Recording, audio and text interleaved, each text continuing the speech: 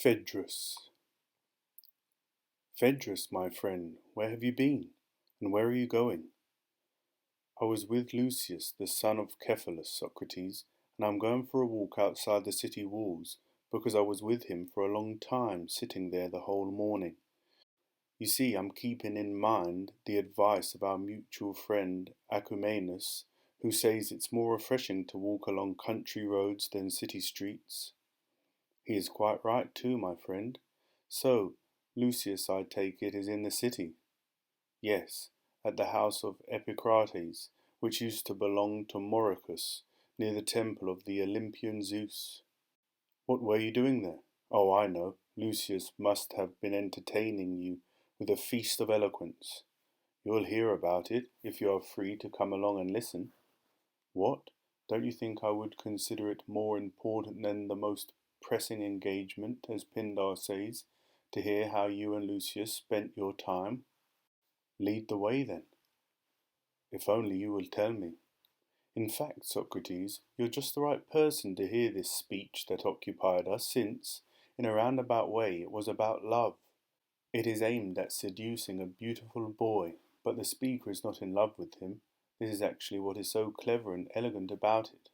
Lucius argues that it is better to give your favours to someone who does not love you than to someone who does. What a wonderful man! I wish he would write that you should give your favours to a poor rather than to a rich man, to an older rather than to a younger one, that is, to someone like me and most other people. Then his speeches would be really sophisticated, and they'd contribute to the public good besides. In any case, I am so eager to hear it that I would follow you even if you are walking all the way to Megara, as Herodotus recommends, to touch the wall and come back again. What on earth do you mean, Socrates?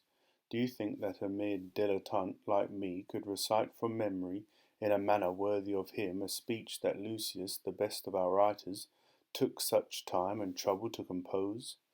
Far from it, though actually I would rather be able to do that than come into a large fortune. Oh, Phaedrus, if I don't know my Phaedrus, I must be forgetting who I am myself, and neither is the case. I know very well that he did not hear Lucius's speech only once. He asked him to repeat it over and over again, and Lucius was eager to oblige, but not even that was enough for him. In the end he took the book himself and pored over the parts he liked best. He sat reading all morning long, and when he got tired he went for a walk, having learned, I am quite sure, the whole speech by heart, unless it was extraordinarily long. So he started for the country where he could practice reciting it, and running into a man who was sick with passion for hearing speeches, just seeing him, he was filled with delight. He had found a partner for his frenzied dance, and he urged him to lead the way. But when that lover of speeches asked him to recite it, he played coy and pretended that he did not want to. In the end, of course, he was going to recite it even if he had to force an unwilling audience to listen. So please, Phaedrus, beg him to do it right now. He'll do it soon enough anyway. Well, I'd better try to recite it as best I can. You'll obviously not leave me in peace until I do so one way or another. You're absolutely right. That's what I'll do then. But, Socrates, it really is true that I did not memorize the speech word for word. Instead, I will give a careful summary of its general sense, listing all the ways he said the lover differs from the non-lover in the proper order. Only if you first show me what you are holding in your left hand under your cloak, my friend. I strongly suspect you have the speech itself, and if I'm right, you can be sure that, though I love you dearly, I'll never, as long as Lucius himself is present, allow you to practice your own speech-making on me. Come on then, show me. Enough, enough. You've dashed my hopes of using you as my training partner, Socrates. All right, where do you want to sit while we read? Let's leave the path here and walk along the Ilissus. Then we can sit quietly wherever we find the right spot. How lucky then that I am barefoot today. You, of course, are always so. The easiest thing to do is to walk right in the stream. This way we'll also get our feet wet, which is very pleasant, especially at this hour and season. Lead the way then, and find us a place to sit. Do you see that very tall plane tree? Of course. It's shady, with a light breeze. We can sit, or if we prefer, lie down on the grass there. Lead on then. Tell me, Socrates, isn't it from somewhere near this stretch of the Ilissus that people say Boreas carried Orithuia away? So they say. Couldn't this be the very spot? The stream is lovely, pure and clear, just right for girls to be playing nearby. No, it is 200 or 300 yards farther downstream, where one crosses to get to the district of Agra. I think there is even an altar to Boreas there. I hadn't noticed it, but tell me, Socrates, in the name of Zeus, do you really believe that that legend is true? Actually, it would not be out of place for me to reject it as our intellectuals do. I could then tell a clever story. I could claim that a gust of the north wind blew her over the rocks where she was playing with Pharmacia, and once she was killed that way people said she had been carried off by Boreas, or was it perhaps from the Areopagus? The story is also told that she was carried away from there instead. Now, Phaedrus, such explanations are amusing enough, but they are a job for a man I cannot envy at all. He'd have to be far too ingenious and work too hard, mainly because after that he will have to go on and give a rational account of the form of the hippocentaurs, and then of the chimera, and a whole flood of gorgons and pegasuses and other monsters in large numbers and absurd forms will overwhelm him. Anyone who does not believe in them, who wants to explain them away and make them plausible by means of some sort of rough ingenuity, will need a great deal of time. But I have no time for such things, and the reason, my friend, is this. I am still unable, as the Delphic inscription orders, to know myself, and it really seems to me ridiculous to look into other things before I have understood that.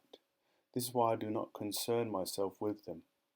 I accept what is generally believed, and, as I was just saying, I look not into them, but into my own self. Am I a beast more complicated and savage than Typhon, or am I a tamer, simpler animal with a share in divine and gentle nature? But look, my friend, while we were talking, haven't we reached the tree you are taking us to? That's the one. By Hera, it really is a beautiful resting place. The plane tree is tall and very broad. The chaste tree, high as it is wonderfully shady, and since it is in full bloom, the whole place is filled with its fragrance. From under the plane tree the loveliest spring runs with cool water. Our feet can testify to that. The place appears to be dedicated to Acolaus and some of the nymphs, if we can judge from the statues and votive offerings. Feel the freshness of the air, how pretty and pleasant it is, how it echoes with the summery sweet song of the cicadas' chorus. The most exquisite thing of all, of course, is the grassy slope. It rises so gently that you can rest your head perfectly when you lie down on it. You've really been the most marvellous guide, my dear Phaedrus.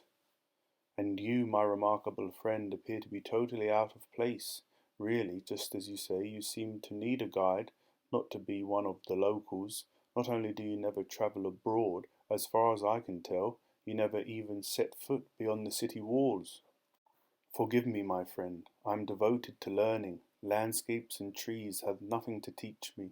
Only the people in the city can do that. But you, I think, have found a potion to charm me into leaving. For just as people lead hungry animals forward by shaking branches of fruit before them, you can lead me over all Attica or anywhere else you like, simply by waving in front of me the leaves of a book containing a speech. But now, having gotten as far as this place, this time around I intend to lie down, so choose whatever position you think will be most comfortable for you, and read on. Listen then. You understand my situation. I've told you how good it would be for us, in my opinion, if this worked out. In any case, I don't think I should lose the chance to get what I am asking for, mainly because I don't happen to be in love with you. A man in love will wish he had not done you any favours once his desire dies down, but the time will never come for a man who's not in love to change his mind. That is because the favours he does for you are not forced but voluntary, and he does the best that he possibly can for you just as he would for his own business. Besides, a lover keeps his eye on the balance sheet, where his interests have suffered from love, and where he has done well, and when he adds up all the trouble he has taken, he thinks he's long since given the boy he loved a fair return. A non-lover, on the other hand, can't complain about love's making him neglect his own business. He can't keep a tab on the trouble he's been through or blame you for the quarrels he's had with his relatives. Take away all those headaches, and there's nothing left for him to do but put his heart into whatever he thinks will give pleasure. Besides, suppose a lover does deserve to be honoured because, as they say, he is the best friend his loved one will ever have, and he stands ready to please his boy with all those words and deeds that are so annoying to everyone else. It's easy to see, if he is telling the truth, that the next time he falls in love, he will care more for his new love than for the old one, and it's clear he'll treat the old one shabbily whenever that will please the new one. Anyway, what does it make to throw away something like that on a person who has fallen into such a miserable condition that those who have suffered it don't even try to defend themselves against it? A lover will admit that he's more sick than sound in the head. He's well aware that he is not thinking straight, but he'll say he can't get himself under control. So when he does start thinking straight, why would he stand by decisions he'd made when he was sick? Another point. If you were to choose the best of those who are in love with you, you'd have a pretty small group to pick from. But you'll have a large group if you don't care whether he loves you or not, and just pick the one who suits you best. And in that larger pool, you'll have a much better hope of finding someone who deserves your friendship. Now suppose you're afraid of conventional standards and the stigma that will come to you if people find out about this. Well, it stands to reason that a lover, thinking that everyone else will admire him for his success as much as he admires himself, will fly into words and proudly declare to all and sundry that his labours were not in vain. Someone who does not love you, on the other hand, can control himself and will choose to do what is best, rather than seek the glory that comes from popular reputation. Besides, it's inevitable that a lover will be found out. Many people will see that he devotes his life to following the boy he loves. The result is that whenever people see you talking with him, they'll think you are spending time together just before or just after giving way to desire. But they won't even begin to find fault with people for spending time together if they are not lovers. They know one has to talk to someone, either out of friendship or to obtain some other pleasure. Another point, have you been alarmed by the thought that it is hard for friendships to last, or that when people break up it's ordinarily just as awful for one side as it is for the other, but when you've given up what is most important to you already, then your loss is greater than his? If so, it would make worse sense for you to be afraid of lovers, for a lover is easily annoyed, and whatever happens, he'll think it was designed to hurt him. That is why a lover prevents the boy he loves from spending time with other people. He's afraid that wealthy men will outshine him with their money, while men of education will turn out to have the advantage of greater intelligence, and he watches like a hawk everyone who may have any other advantage over him. Once he's persuaded you to turn those people away, he'll have you completely isolated from friends, and if you show more sense than he does in looking after your own interests, you'll come to quarrel with him. But if a man really does not love you, if it is only because of his excellence that he got what he asked for, then he won't be jealous of the people who spend time with you. Quite the contrary, he'll hate anyone who does not want to be with you. He'll think they look down on him, while those who spend time with you do him good. So you should expect friendship rather than enmity to result from this affair. Another point. Lovers generally start to desire your body before they know your character or have any experience of your other traits, with the result that even they can't tell whether they'll still want to be friends with you after their desire has passed. Non-lovers, on the other hand, are friends with you even before they achieve their goal, and you've no reason to expect that benefits received will ever detract from their friendship for you. No, those things will stand as reminders of more to come. Another point, you can expect to become a better person if you are won over by me, rather than by a lover. A lover will praise what you say and what you do far beyond what is best, partly because he's afraid of being disliked, and partly because desire has impaired his judgment. Here is how love draws conclusions.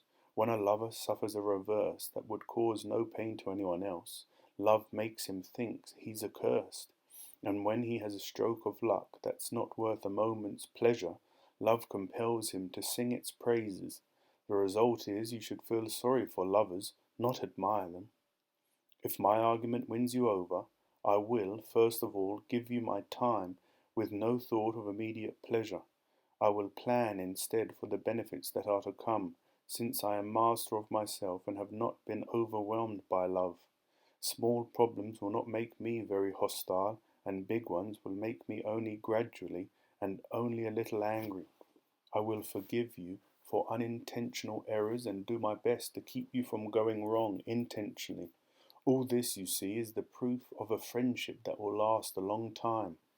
Have you been thinking that there can be no strong friendship in the absence of erotic love? Then you ought to remember that we would not care so much about our children if that was so, or about our fathers and mothers. And we wouldn't have had any trustworthy friends, since those relationships did not come from such a desire but from doing quite different things. Besides, if it were true that we ought to give the biggest favour to those who need it most, then we should all be helping out the very poorest people, not the best ones, because people we've saved from the worst troubles will give us the most thanks. For instance, the right people to invite to a dinner party would be beggars and people who need to sate their hunger, because they're the ones who will be fond of us, follow us, knock on our doors, take the most pleasure with the deepest gratitude, and pray for our success. No, it's proper, I suppose, to grant your favours to those who are best able to return them, not to those in the direst need, that is, not to those who merely desire the thing, but to those who really deserve it, not to people who will take pleasure in the bloom of your youth, but to those who will share their goods with you when you are older, not to people who achieve their goal and then boast about it in public, but to those who will keep a modest silence with everyone, not to people whose devotion is short-lived, but to those who will be steady friends their whole lives, not to the people who look for an excuse to quarrel as soon as their desire has passed, but to those who will prove their worth when the bloom of your youth has faded. Now remember what I said and keep this in mind. Friends often criticize a lover for bad behavior, but no one close to a non-lover ever thinks that desire has led him into bad judgment about his interests. And now I suppose you'll ask me whether I'm urging you to give your favours to everyone who is not in love with you. No, as I see it, a lover would not ask you to give in to all your lovers either. You would not, in that case, earn as much gratitude from each recipient, and you would not be able to keep one affair secret from the others in the same way. But this sort of thing is not supposed to cause any harm, and really should work to the benefit of both sides. Well, I think this speech is long enough. If you are still longing for more, if you think I have passed over something, just ask. How does this speech strike you, Socrates? Don't you think it simply superb, especially in its choice of words? It's a miracle, my friend. I'm in ecstasy, and it's all your doing, Phaedrus. I was looking at you while you were reading, and it seemed to me the speech had made you radiant with delight, and since I believe you understand these matters better than I do, I followed your lead, and following you I shared your Bacchic frenzy. Come, Socrates, do you think you should joke about this? Do you really think I am joking? That I am not serious? You are not at all serious, Socrates, but now tell me the truth in the name of Zeus, god of friendship. Do you think that any other Greek could say anything more impressive or more complete on this same subject? What?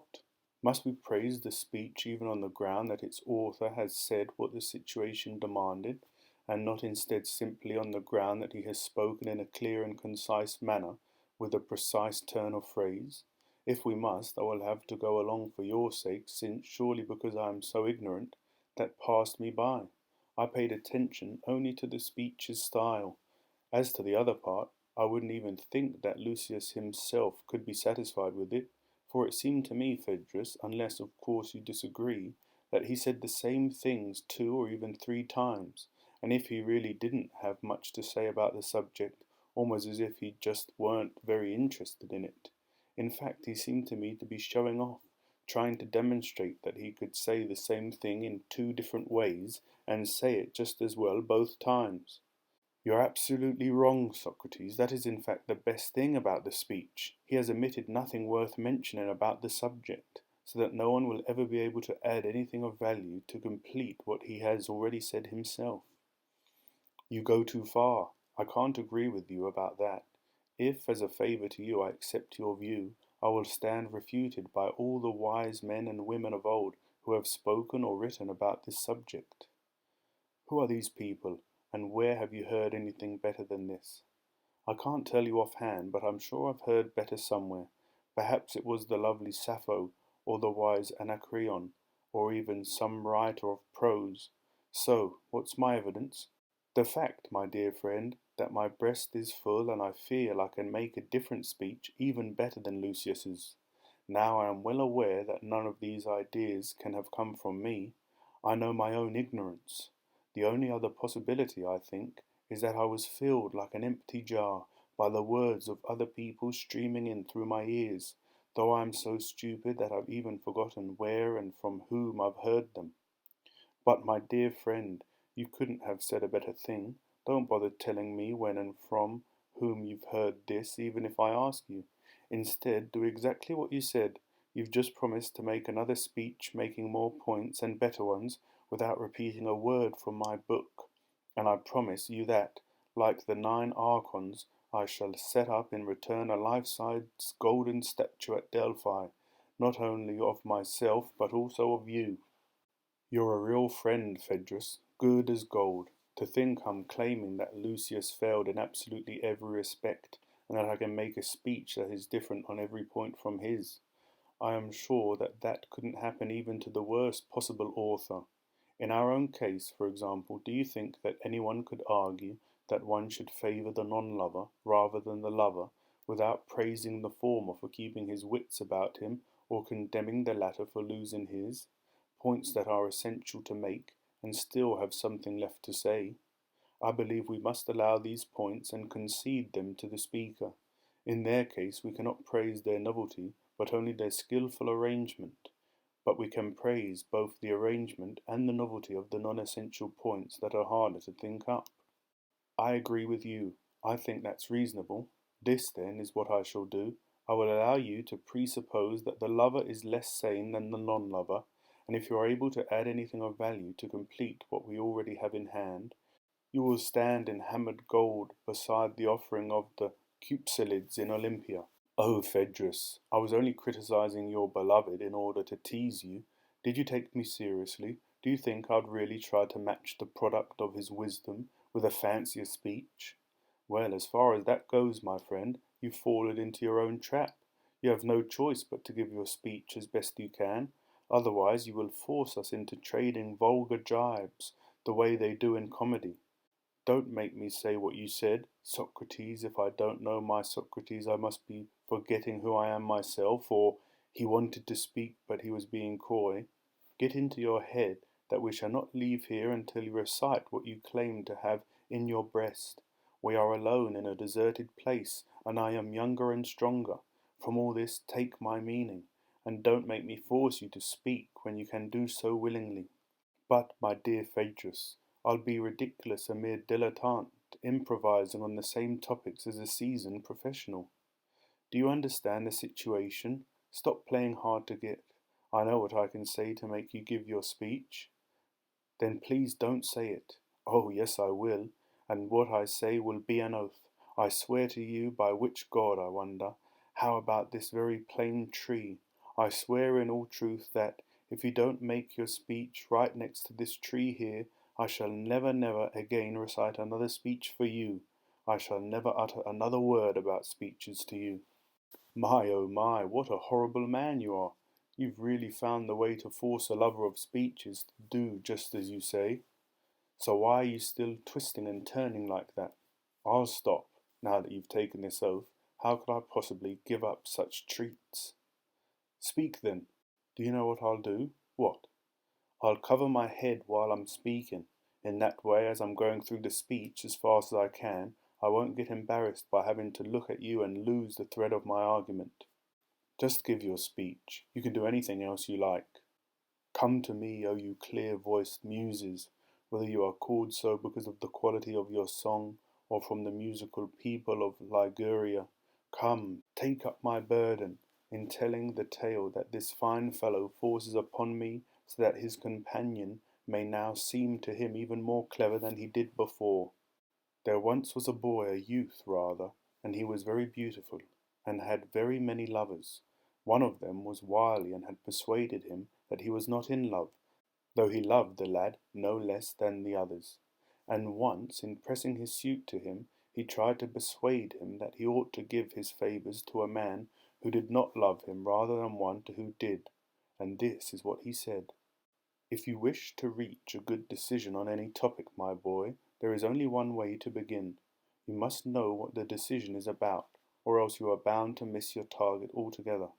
Ordinary people cannot see that they do not know the true nature of a particular subject, so they proceed as if they did, and because they do not work out an agreement at the start of the inquiry, they wind up, as you would expect, in conflict with themselves and each other. Now you and I had better not let this happen to us, since we criticize it in others. Because you and I are about to discuss whether a boy should make friends with a man who loves him rather than with one who does not, we should agree on defining what love is and what effects it has. Then we can look back and refer to that as we try to find out whether to expect benefit or harm from love. Now, as everyone plainly knows, love is some kind of desire. But we also know that even men who are not in love have a desire for what is beautiful. So how shall we distinguish between a man who is in love and one who is not? We must realize that each of us is ruled by two principles which we follow wherever they lead. One is our inborn desire for pleasures, the other is our acquired judgment that pursues what is best. Sometimes these two are in agreement, but there are times when they quarrel inside us, and then sometimes one of them gains control, sometimes the other. Now when judgment is in control and leads us by reasoning towards what is best, that sort of self-control is called being in your right mind. But when desire takes command in us and drags us without reasoning towards pleasure, then its command is known as outrageousness. Now outrageousness has as many names as the forms it can take, and these are quite diverse. Whichever form stands out in a particular case gives its name to the person who has it, and that is not a pretty name to be called, not worth earning at all. If it is desire for food that overpowers a person's reasoning about what is best and suppresses his other desires, it is called gluttony, and it gives him the name of a glutton. While if it is his desire for drink that plays the tyrant and leads the man in that direction, we all know what name we'll call him then. And now it should be clear how to describe someone appropriately in the other cases. Call the man by that name, sister to these others, that derives from the sister of these desires that controls him at the time. As for the desire that has led us to say all this, it should be obvious already, but I suppose things said are always better understood than things unsaid. The unreasoning desire that overpowers a person's considered impulse to do right and is driven to take pleasure in beauty, its force reinforced by its kindred desires for beauty and human bodies, this desire, all conquering in its forceful drive, takes its name from the word force, and is called eros. There, Phaedrus, my friend, don't you think, as I do, that I'm in the grip of something divine? This is certainly an unusual flow of words for you, Socrates. Then be quiet and listen. There's something really divine about this place, so don't be surprised if I'm quite taken by the nymph's madness as I go on with the speech. I'm on the edge of speaking in dithyrambs as it is. Very true. Yes, and you're the cause of it. But hear me out. The attack may yet be prevented. That, however, is up to the god. What we must do is face the boy again in the speech. All right then, my brave friend. Now we have a definition for the subject of our decision. Now we have said what it really is. So let us keep that in view as we complete our discussion. What benefit or harm is likely to come from the lover or the non-lover, to the boy who gives him favours. It is surely necessary that a man who is ruled by desire and is a slave to pleasure will turn his boy into whatever is most pleasing to himself. Now a sick man takes pleasure in anything that does not resist him, but sees anyone who is equal or superior to him as an enemy. That is why a lover will not willingly put up with a boyfriend who is his equal or superior, but is always working to make the boy he loves weaker and inferior to himself. Now the ignorant man is inferior to the wise one, the coward to the brave, the ineffective speaker to the trained orator, the slow-witted to the quick. By necessity, a lover will be delighted to find all these mental defects and more, whether acquired or innate, in his boy, and if he does not, he will have to supply them or else lose the pleasure of the moment. The necessary consequence is that he will be jealous and keep the boy away from the good company of anyone who would make a better man of him, and that will cause him a great deal of harm, especially if he keeps him away from what would most improve his mind, and that is, in fact, divine philosophy, from which it is necessary for a lover to keep his boy a great distance away, out of fear the boy will eventually come to look down on him. He will have to invent other ways, too, of keeping the boy in total ignorance and so in total dependence on himself. That way the boy will give his lover the most pleasure, though the harm to himself will be severe. So it will not be of any use to your intellectual development to have as your mentor and companion a man who is in love. Now let's turn to your physical development. If a man is bound by necessity to chase pleasure at the expense of the good, what sort of shape will he want you to be in? How will he train you if he is in charge? You will see that what he wants is someone who is soft, not muscular and not trained in full sunlight, but in dappled shade, someone who has never worked out like a man, never touched hard, sweaty exercise. Instead, he goes for a boy who has known only a soft, unmanly style of life, who makes himself pretty with cosmetics, because he has no natural colour at all. There is no point in going on with this description. It is perfectly obvious what other sorts of behaviour follow from this. We can take up our next topic after drawing all this to a head. The sort of body a lover wants in his boy is one that will give confidence to the enemy in a war or other great crisis while causing alarm to friends and even to his lovers. Enough of that point. The point is obvious. Our next topic is the benefit or harm to your possessions that will come from a lover's care and company. Everyone knows the answer, especially a lover. His first wish will be for a boy who has lost his dearest, kindliest and goodliest possessions, his mother and father and other close relatives. He would be happy to see the boy deprived of them, since he would expect them either to block him from the sweet pleasure of the boy's company or to criticize him severely for taking it. What is more, a lover would think any money or other wealth the boy owns would only make him harder to snare, and, once snare, harder to handle. It follows by absolute necessity that wealth in a boyfriend will cause his lover to envy him, while his poverty will be a delight. Furthermore, he will wish for the boy to stay wifeless, childless, and homeless for as long as possible, since that's how long he desires to go on plucking his sweet fruit. There are other troubles in life, of course, but some divinity has mixed most of them with a dash of immediate pleasure. A flatterer, for example, may be an awful beast and a dreadful nuisance, but nature makes flattery rather pleasant by mixing in a little culture with its words. So it is with a mistress, for all the harm we accuse her of causing, and with many other creatures of that character, are their callings. At least they are delightful company for a day. Besides being harmful to his boyfriend, a lover is simply disgusting to spend the day with. Youth delights youth, as the old proverb runs, because, I suppose, friendship grows from similarity, as boys of the same age go after the same pleasures. But you can even have too much of people your own age. Besides, as they say, it is miserable for anyone to be forced into anything by necessity, and this, to say nothing of the age difference, is most true for a boy with his lover.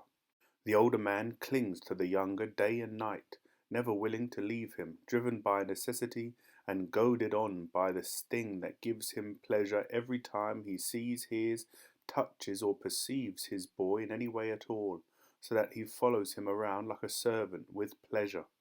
As for the boy, however, what comfort or pleasure will the lover give to him during all the time they spend together?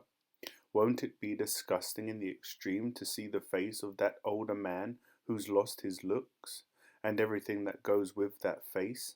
Why, it is a misery even to hear them mentioned, let alone actually handle them, as you would constantly be forced to do.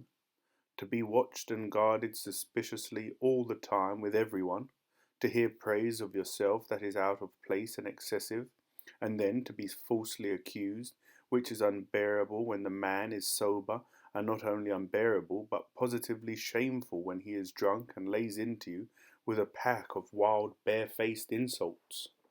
While he is still in love, he is harmful and disgusting, but after his love fades, he breaks his trust with you for the future, in spite of all the promises he has made with all those oaths and entreaties which just barely keep you in a relationship that was troublesome at the time, in hope of future benefits. So, then, by the time he should pay up, he has made a change and installed a new ruling government in himself, right-minded reason in place of the madness of love. The boy does not even realize that his lover is a different man. He insists on his reward for past favours and reminds him of what they had done and said before, as if he were still talking to the same man. The lover, however, is so ashamed that he does not dare tell the boy how much he has changed, or that there is no way, now that he is in his right mind and under control again, that he can stand by the promises he had sworn to uphold when he was under that old mindless regime. He is afraid that if he acted as he had before, he would turn out the same and revert to his old self. So now he is a refugee, fleeing from those old promises on which he must default by necessity. He, the former lover, has to switch roles and flee, since the coin has fallen the other way, while the boy must chase after him, angry and cursing. All along he has been completely unaware that he should never have given his favours to a man who was in love, and who therefore had by necessity lost his mind. He should much rather have done it for a man who was not in love, and had his wits about him. Otherwise it follows necessarily that he'd be giving himself to a man who is deceitful, irritable, jealous, disgusting, harmful to his property, harmful to his physical fitness, and absolutely devastating to the cultivation of his soul, which truly is and will always be the most valuable thing to gods and men. These are the points you should bear in mind, my boy. You should know that the friendship of a lover arises without any good will at all. No, like food, its purpose is to sate hunger. Do wolves love lambs? That's how lovers befriend a boy. That's it, Phaedrus. You won't hear another word from me, and you'll have to accept this as the end of the speech. But I thought you were right in the middle. I thought you were about to speak at the same length about the non-lover, to list his good points and argue that it's better to give one's favours to him. So why are you stopping now, Socrates? Didn't you notice, my friend, that even though I am criticizing the lover, I have passed beyond lyric into epic poetry? What do you suppose will happen to me if I begin to praise his opposite? Don't you realize that the nymphs to whom you so cleverly exposed me will take complete possession of me? So I say instead, in a word, that every shortcoming for which we blame the lover has its contrary advantage, and the non-lover possesses it. Why make a long speech of it? That's enough about them both. This way my story will meet the end it deserves, and I will cross the river and leave before you make me do something even worse. Not yet, Socrates, not until this heat is over. Don't you see that it is almost exactly noon? Straight up, as they say.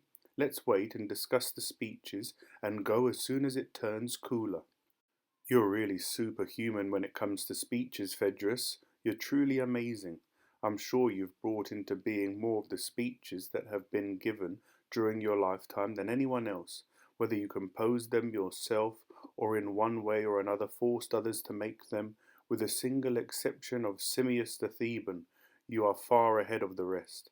Even as we speak, I think you're managing to cause me to produce yet another one. Oh, how wonderful! But what do you mean? What speech? My friend, just as I was about to cross the river, the familiar divine sign came to me which, whenever it occurs, holds me back from something I am about to do. I thought I heard a voice coming from this very spot, forbidding me to leave until I made atonement for some offence against the gods. In effect, you see, I am a seer, and though I am not particularly good at it, still, like people who are just barely able to read and write, I am good enough for my own purposes. I recognize my offence clearly now.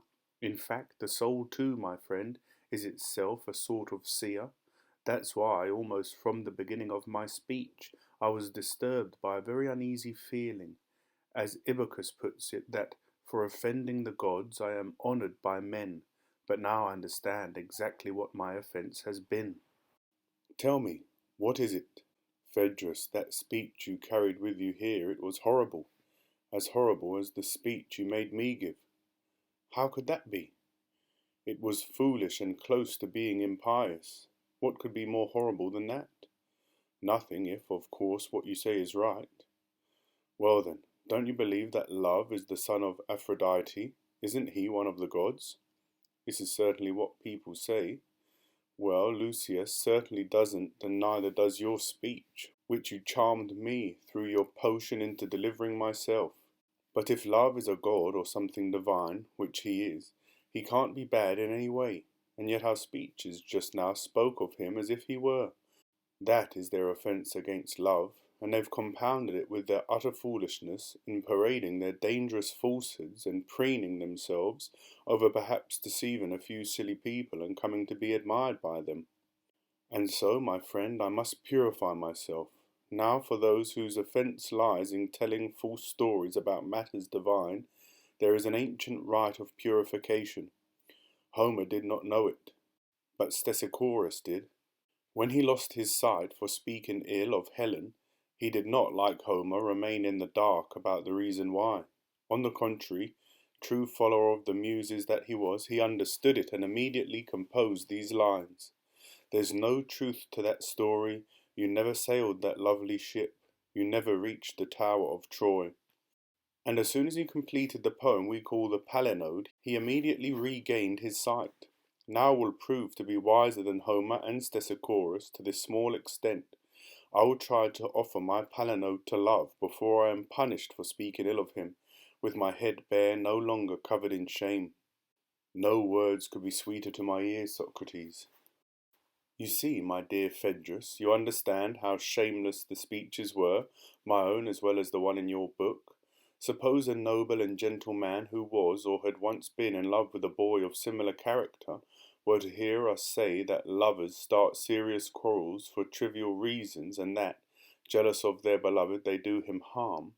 Don't you think that man would think we had been brought up amongst the most vulgar of sailors, totally ignorant of love among the free-born?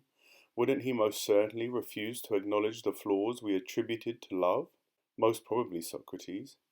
Well, that man makes me feel ashamed, and as I'm also afraid of Love himself, I want to wash out the bitterness of what we've heard with a more tasteful speech. And my advice to Lucius too is to write as soon as possible a speech urging one to give similar favours to a lover rather than to a non-lover. You can be sure he will, for once you have spoken in praise of the lover, I will most definitely make Lucius write a speech on the same topic. I do believe you will, so long as you are who you are. Speak on then, in full confidence. Where then is the boy to whom I was speaking? Let him hear this speech too, otherwise he may be too quick to give his favours to the non-lover. He is here, always right by your side whenever you want him. You'll have to understand, beautiful boy, that the previous speech was by Phaedrus, Puthocles' son, from Myrrhinus, while the one I'm about to deliver is by Stesichorus, Euphemus's son, from Himera. And here is how the speech should go. There's no truth to that story that when a lover is available, you should give your favours to a man who doesn't love you instead, because he is in control of himself while the lover has lost his head. That would have been fine to say if madness were bad, pure and simple, but in fact the best things we have come from madness, when it is given as a gift of the god. The prophetess of Delphi and the priestesses at Dodona are out of their minds when they perform that fine work of theirs for all of Greece, either for an individual person or for a whole city, but they accomplish little or nothing when they are in control of themselves. We will not mention the Sibyl or the others who foretell many things by means of God-inspired prophetic trances and give sound guidance to many people. That would take too much time for a point that's obvious to everyone. But here's some evidence worth adding to our case.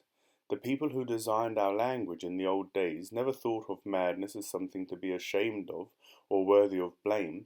Otherwise, they would not have used the word manic for the finest experts of all, the one who tell the future, thereby weaving insanity into prophecy. They thought it was wonderful when it came as a gift of the god, and that's why they gave its name to prophecy. But nowadays, people don't know the fine points, so they stick in a T and call it mantic. Similarly, the clear-headed study of the future, which uses birds and other signs, was originally called oionoistic, since it uses reasoning to bring intelligence and learning into human thought. But now modern speakers call it oionistic, putting on airs with their long O, to the extent then that prophecy, mantic, is more perfect and more admirable than sign-based prediction, oionistic in both name and achievement. Madness from a god is finer than self-control of human origin, according to the testimony of the ancient language givers. Next, madness can provide relief from the greatest plagues of trouble that beset certain families because of their guilt for ancient crimes. It turns up among those who need a way out. It gives prophecies and takes refuge in prayers to the gods and in worship, discovering mystic rites and purifications that bring the man it touches through to safety for this and all time to come. So it is that the right sort of madness finds relief from present hardships for a man it has possessed. Third comes the kind of madness that is possession by the Muses, which takes a tender virgin soul and awakens it to the Bacchic frenzy of songs and poetry that glorifies the achievements of the past and teaches them to future generations. If anyone comes to the gates of poetry and expects to become an adequate poet by acquiring expert knowledge of the subject without the Muses' madness, he will fail, and his self-controlled verses will be eclipsed by the poetry of men who have been driven out of their minds. They have some of the fine achievements, and I could tell you even more, that are due to God-sent madness.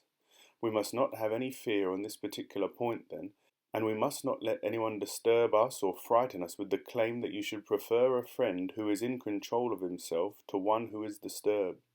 Besides proving that point, if he is to win his case, our opponent must show that love is not sent by the gods as a benefit to a lover and his boy. And we, for our part, must prove the opposite, that this sort of madness is given us by the gods to ensure our greatest good fortune. It will be a proof that convinces the wise, if not the clever. Now we must first understand the truth about the nature of the soul, divine or human, by examining what it does and what is done to it. Here begins the proof. Every soul is immortal. That is because whatever is always in motion is immortal, while what moves and is moved by something else stops living when it stops moving. So it is only what moves itself that never desists from motion, since it does not leave off being itself. In fact, this self-mover is also the source and spring of motion in everything else that moves, and a source has no beginning.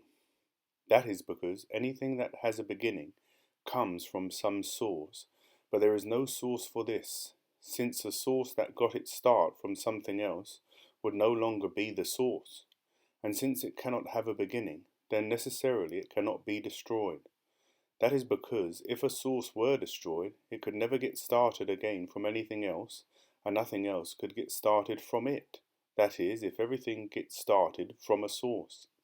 This then is why a self-mover is a source of motion, and that is incapable of being destroyed or starting up, otherwise all heaven and everything that has been started up would collapse, come to a stop, and never have cause to start moving again. But since we have found that a self-mover is immortal, we should have no qualms about declaring that this is the very essence and principle of a soul, For every bodily object that is moved from outside has no soul, while a body whose motion comes from within, from itself, does have a soul, that being the nature of a soul. And if this is so, that whatever moves itself is essentially a soul, then it follows necessarily that soul should have neither birth nor death. That, then, is enough about the soul's immortality. Now here is what we must say about its structure. To describe what the soul actually is would require a very long account, altogether a task for a god in every way, but to say what it is like is humanly possible and takes less time. So let us do the second in our speech. Let us then liken the soul to the natural union of a team of winged horses and their charioteer.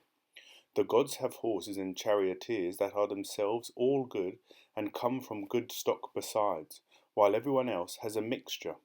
To begin with, our driver is in charge of a pair of horses. Second, one of his horses is beautiful and good and from stock of the same sort, while the other is the opposite and has the opposite sort of bloodline. This means that chariot driving in our case is inevitably a painfully difficult business. And now I should try to tell you why living things are said to include both mortal and immortal beings. All soul looks after all that lacks a soul, and patrols all of heaven, taking different shapes at different times. So long as its wings are in perfect condition, it flies high, and the entire universe is its dominion. But a soul that sheds its wings wanders until it lights on something solid, where it settles and takes on an earthly body, which then, owing to the power of this soul, seems to move itself. The whole combination of soul and body is called a living thing or animal, and has the designation mortal as well. Such a combination cannot be immortal, not on any reasonable account. In fact, it is pure fiction, based neither on observation nor on adequate reasoning, that a god is an immortal living thing which has a body and a soul, and that these are bound together by nature for all time. But of course we must let this be as it may, please the gods, and speak accordingly. Let us turn to what causes the shedding of the wings, what makes them fall away from a soul. It is something of this sort. By their nature, wings have the power to lift up heavy things and raise them aloft, where the gods all dwell, and so, more than anything that pertains to the body, they are akin to the divine, which has beauty, wisdom, goodness, and everything of that sort. These nourish the soul's wings, which grow best in their presence, but foulness and ugliness make the wings shrink and disappear. Now Zeus, the great commander in heaven, drived his winged chariot first in the procession, looking after everything and putting all things in order. Following him is an army of gods and spirits arranged in 11 sections. Hestia is the only one who remains at the home of the gods. All the rest of the 12 are lined up in formation, each god in command of the unit to which he is assigned. Inside heaven are many wonderful places from which to look, and many aisles, which the blessed God take up and back, each owing to his own work, while anyone who is able and wishes to do so follows along, since jealousy has no place in the gods' chorus. When they go to feast at the banquet, they have a steep climb to the high tier at the rim of heaven. On this slope the gods' chariots move easily, since they are balanced and well under control, but the other chariots barely make it. The heaviness of the bad horse drags its charioteer towards the earth and weighs him down if he has failed to train it well, and this causes the most extreme toil and struggle that a soul will face. But when the souls we call immortals reach the top, they move outward and take their stand on the high ridge of heaven, where its circular motion carries them around as they stand, while they gaze upon what is outside heaven. The place beyond heaven, none of our earthly poets has ever sung or ever will sing its praises enough. Still, this is the way it is. Risky as it may be, you see, I must attempt to speak the truth, especially since the truth is my subject.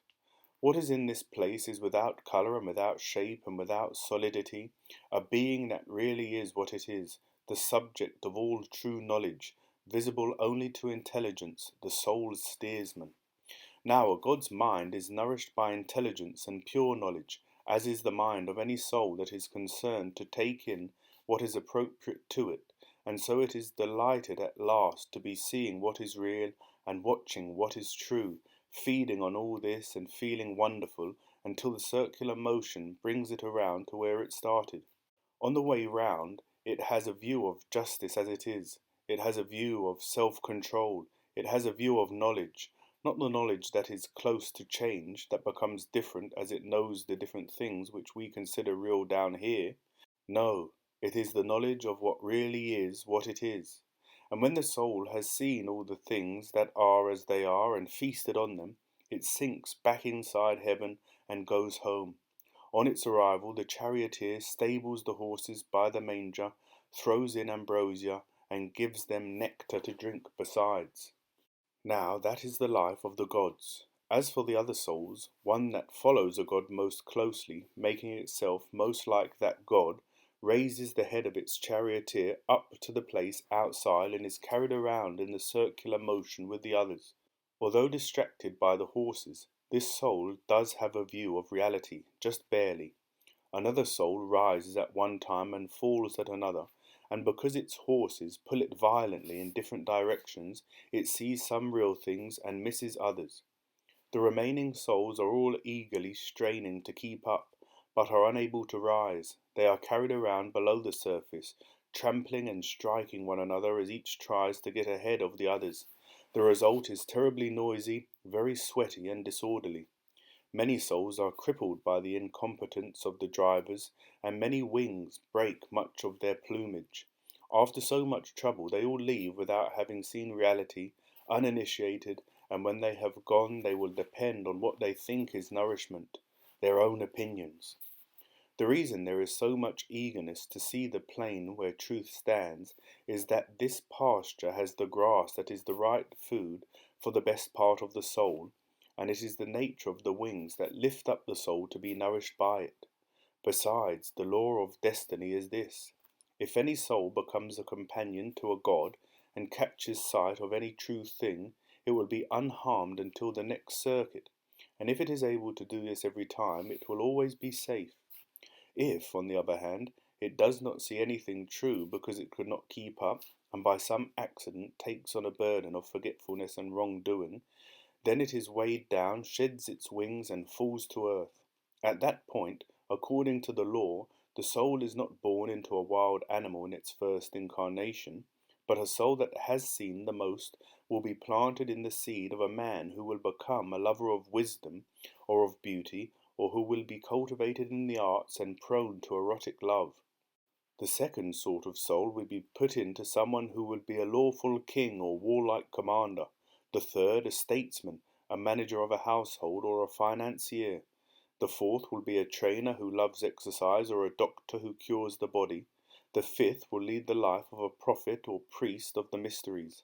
The sixth, the life of a poet or some other representational artist is properly assigned.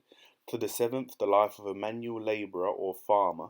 To the eighth, the career of a sophist or demagogue. And to the ninth, a tyrant. Of all these, any who have led their lives with justice will change to a better fate, and any who have led theirs with injustice to a worse one. In fact, no soul returns to the place from which it came for 10,000 years, since its wings will not grow before then, except for the soul of a man who practices philosophy without guile, or who loves boys philosophically. If, after the third cycle of 1,000 years, the last mentioned souls have chosen such a life 3 times in a row, they grow their wings back and they depart in the 3,000th year. As for the rest, once their first life is over, they come to judgment, and, once judged, some are condemned to go to places of punishment beneath the earth, and pay the full penalty for their injustice, while the others are lifted up by justice to a place in heaven, where they live in the manner the life they led in human form has earned them. In the 1,000th year, both groups arrive at a choice and allotment of second lives, and each soul chooses the life it wants. From there, a human soul can enter a wild animal, and a soul that was once human can move from an animal to a human being again. But a soul that never saw the truth cannot take a human shape, since a human being must understand speech in terms of general forms, proceeding to bring many perceptions together into a reasoned unity.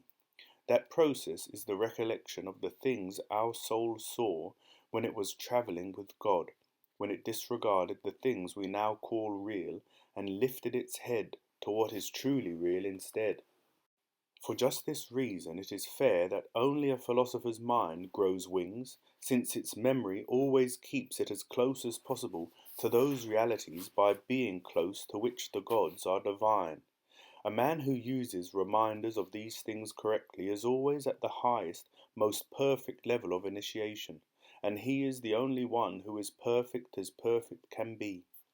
He stands outside human concerns and draws close to the divine. Ordinary people think he is disturbed and rebuke him for this, unaware that he is possessed by God. Now this takes me to the whole point of my discussion of the fourth kind of madness, that which someone shows when he sees the beauty we have down here and is reminded of true beauty. Then he takes wings and flutters in his eagerness to rise up, but is unable to do so, and he gazes aloft like a bird, paying no attention to what is down below, and that is what brings on him the charge that he has gone mad. This is the best and noblest of all the forms that possession by God can take, for anyone who has it or is connected to it, and when someone who loves beautiful boys is touched by this madness, he is called a lover. As I said, nature requires that the soul of every human being has seen reality, otherwise no soul could have entered this sort of living thing. But not every soul is easily reminded of the reality there by what it finds here, not souls that got only a brief glance at the reality there, not souls who had such bad luck when they fell down here that they were twisted by bad company into lives of injustice, so that they forgot the sacred objects they had seen before. Only a few remain whose memory is good enough, and then they are startled when they see an image of what they saw up there. Then they are besides themselves, and their experience is beyond their comprehension, because they cannot fully grasp what it is that they are seeing. Justice and self-control do not shine out through their images down here, and neither do the other objects of the soul's admiration. The senses are so murky that only a few people are able to make out, with difficulty, the original of the likenesses they encounter here. But beauty was radiant to see at that time when the souls, along with the glorious chorus, we were with Zeus, while others followed other gods, saw that blessed and spectacular vision and were ushered into the mystery that we may rightly call the most blessed of all. And we who celebrated it were wholly perfect and free of all the troubles that awaited us in time to come, and we gazed in rapture at sacred revealed objects that were perfect and simple and unshakable and blissful. That was the ultimate vision, and we saw it in pure light, because we were pure ourselves, not buried in this thing we are carrying around now, which we call a body, locked in it like an oyster in its shell. Well, all that was for love of a memory that made me stretch out my speech in longing for the past. Now beauty, as I said, was radiant among the other objects, and now that we have come down here we grasp it sparkling through the clearest of our senses. Vision, of course, is the sharpest of our bodily senses, although it does not see wisdom. It would awaken a terribly powerful love if an image of wisdom came through our sight as clearly as beauty does, and the same goes for the other objects of inspired love. But now beauty alone has this privilege, to be the most clearly visible and the most loved. Of course, a man who was initiated long ago, or who has become defiled, is not to be moved abruptly from here to a vision of beauty itself, when he sees what we call beauty here. So instead of gazing at the latter reverently, he surrenders to pleasure, and sets out in the manner of a four-footed beast, eager to make babies, and wallowing in vice, he goes after unnatural pleasure too, without a trace of fear or shame.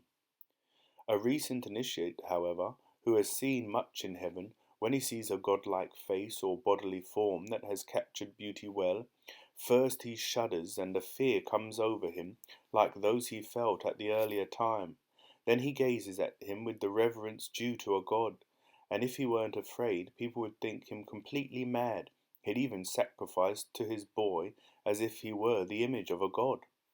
Once he has looked at him, his chill gives way to sweating and a high fever, because the stream of beauty that pours into him through his eyes warms him up and waters the growth of his wings.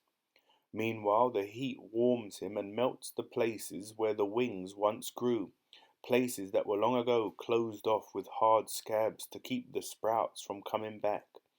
But as nourishment flows in, the feather shafts swell and rush to grow from their roots beneath every part of the soul. Long ago, you see, the entire soul had wings. Now the whole soul seethes and throbs in this condition, like a child whose teeth are just starting to grow in, and its gums are all aching and itching. That is exactly how the soul feels when it begins to grow wings. It swells up and aches and tingles as it grows them.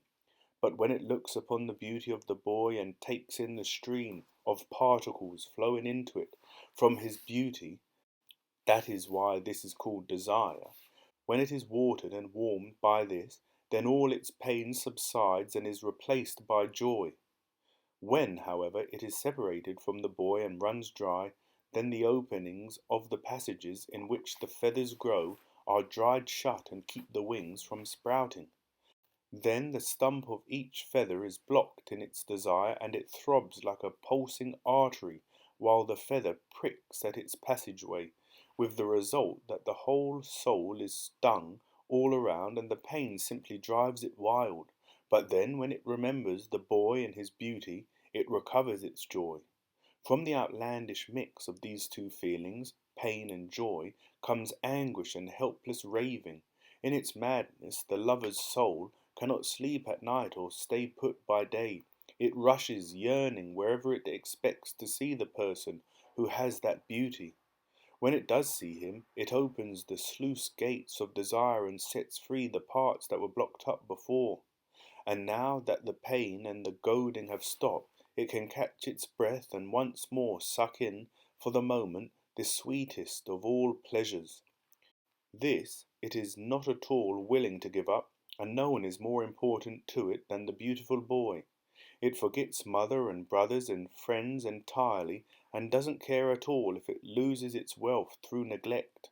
And as for proper and decorous behaviour, in which it used to take pride, the soul despises the whole business.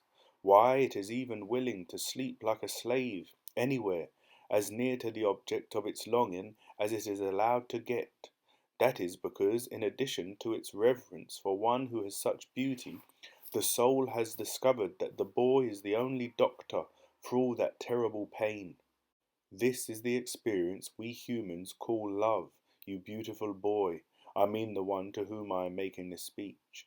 You are so young that what the gods call it is likely to strike you as funny. Some of the successors of Homer, I believe, report two lines from the less well-known poems, of which the second is quite indecent and does not scan very well. They praise love this way. Yes, mortals call him powerful winged love, but because of his need to thrust out the wings, the gods call him Shove. You may believe this or not as you like, but, seriously, the cause of love is as I have said, and this is how lovers really feel. If the man who is taken by love used to be an attendant on Zeus, he will be able to bear the burden of this feathered force with dignity. But if it is one of Ares' troops who has fallen prisoner of love, if that is the god with whom he took the circuit, then if he has the slightest suspicion that the boy he loves has done him wrong, he turns murderous, and he is ready to make a sacrifice of himself as well as the boy. So it is with each of the gods. Everyone spends his life honouring the god in whose chorus he danced, and emulates that god in every way he can, so long as he remains undefiled and in his first life down here. And that is how he behaves with everyone at every turn, not just with those he loves. Everyone chooses his love after his own fashion from among those who are beautiful, and then treats the boy like his very own god, building him up and adorning him as an image to honour and worship. Those who followed Zeus, for example, chose someone to love who is a Zeus himself in the nobility of his soul, so they make sure he has a talent for philosophy and the guidance of others, and once they have found him and are in love with him, they do everything to develop that talent. If any lovers have not yet embarked on this practice, then they start to learn using any source they can and also making progress on their own. They are well equipped to track down their God's true nature with their own resources because of their driving need to gaze at the God. And as they are in touch with the God by memory, they are inspired by him and adopt his customs and practices so far as a human being can share a God's life. For all of this, they know they have the boy to thank, and so they love him all the more. And if they draw their inspiration from Zeus, then, like the Bacchantes, they pour it into the soul of the one they love in order to help him take on as much of their own God's qualities as possible. Hera's followers look for a kingly character, and once they have found him, they do all the same things for him. And so it is for followers of Apollo or any other god. They take their god's path and seek for their own a boy whose nature is like the god's. And when they have got him, they emulate the god, convincing the boy they love and training him to follow their god's pattern and way of life so far as is possible in each case. They show no envy, no mean-spirited lack of generosity toward the boy, but make every possible effort to draw him into being totally like themselves and the God to whom they are devoted. This, then, is any true lover's heart's desire.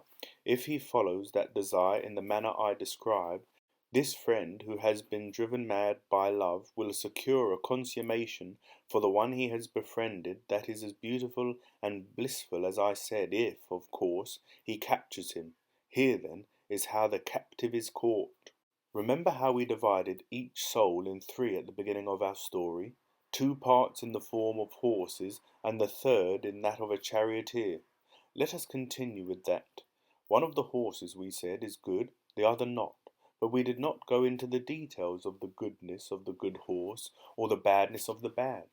Let us do that now. The horse that is on the right, or nobler side, is upright in frame and well jointed, with a high neck and regal nose. His coat is white, his eyes are black, and he is a lover of honour. With modesty and self-control, companion to true glory, he needs no whip, and is guided by verbal commands alone. The other horse is a crooked, great jumble of limbs, with a short bull neck, a pug nose, black skin, and bloodshot white eyes. Companion to wild boasts and indecency, he is shaggy around the ears, deaf as a post, and just barely yields to horsewhip and goad combined. Now when the charioteer looks in the eye of love, his entire soul is suffused with a sense of warmth, and starts to fill with tingles and the goading of desire. As for the horses, the one who is obedient to the charioteer is still controlled, then as always, by its sense of shame, and so prevents itself from jumping on the boy. The other one, however, no longer responds to the whip or the goad of the charioteer. It leaps violently forward and does everything to aggravate its yoke-mate and its charioteer, trying to make them go up to the boy and suggest to him the pleasures of sex. At first the other two resist, angry in their belief that they are being made to do things that are dreadfully wrong. At last, however, when they see no end to their trouble, they are led forward, reluctantly agreeing to do as they have been told. So they are close to him now, and they are struck by the boy's face as if by a bolt of lightning. When the charioteer sees that face, his memory is carried back to the real nature of beauty, and he sees it again where it stands on the sacred pedestal next to self-control.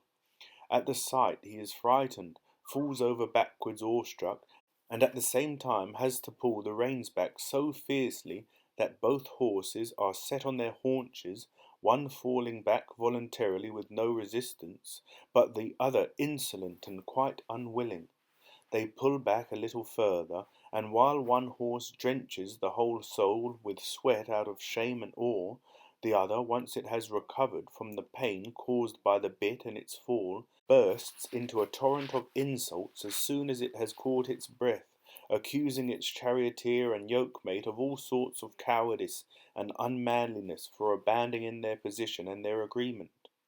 Now once more it tries to make its unwilling partners advance, and gives in ungrudgingly only when they beg it to wait till later. Then, when the promised time arrives, and they are pretending to have forgotten, it reminds them, it struggles, it neighs, it pulls them forward and forces them to approach the boy again with the same proposition, and as soon as they are near it, it drops its head, straightens its tail, bites the bit, and pulls without any shame at all. The charioteer is now struck with the same feelings as before, only worse, and he's falling back as he would from a starting gate, and he violently yanks the bit back out of the teeth of the insolent horse, only harder this time, so that he bloodies its foul-speaking tongue and jaws, sets its legs and haunches firmly on the ground, and gives it over to pain. When the bad horse has suffered this same thing time after time, it stops being so insolent. Now it is humble enough to follow the charioteer's warnings, and when it sees the beautiful boy it dies of fright, with the result that now at last the lover's soul follows its boy in reverence and awe.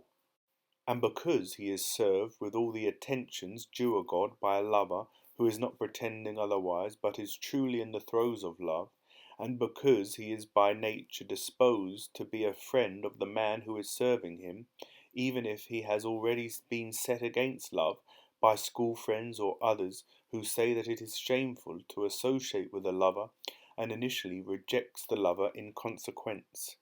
As time goes forward, he is brought by his ripening age and a sense of what must be to a point where he lets the man spend time with him.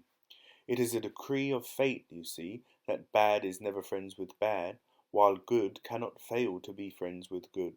Now that he allows his lover to talk and spend time with him, and the man's good will is close at hand, the boy is amazed by it as he realizes that all the friendship he has from his other friends and relatives put together is nothing compared to that of this friend who is inspired by a god. After the lover has spent some time doing this, staying near the boy, and even touching him during sports and on other occasions, then the spring that feeds the stream Zeus named Desire, when he was in love with Ganymede, begins to flow mightily in the lover, and is partly absorbed by him, and when he is filled, it overflows and runs away outside him. Think how a breeze or an echo bounces back from a smooth solid object to its source. That is how the stream of beauty goes back to the beautiful boy and sets him aflutter. It enters through his eyes, which are its natural route to the soul. There it waters the passages for the wings, starts the wings growing, and fills the soul of the loved one with the love in return. Then the boy is in love, but has no idea what he loves. He does not understand and cannot explain what has happened to him. It is as if he had caught an eye disease from someone else, but could not identify the cause. He does not realize that he is seeing himself in the lover as in a mirror. So when the lover is near, the boy's pain is relieved just as the lover's is, and when they are apart, he yearns as much as he is yearned for, because he has a mirror image of love in him, back love, though he neither speaks nor thinks of it as love, but as friendship. Still, his desire is nearly the same as the lover's, though weaker. He wants to see, touch, kiss, and lie down with him, and of course, as you might expect, he acts on these desires soon after they occur.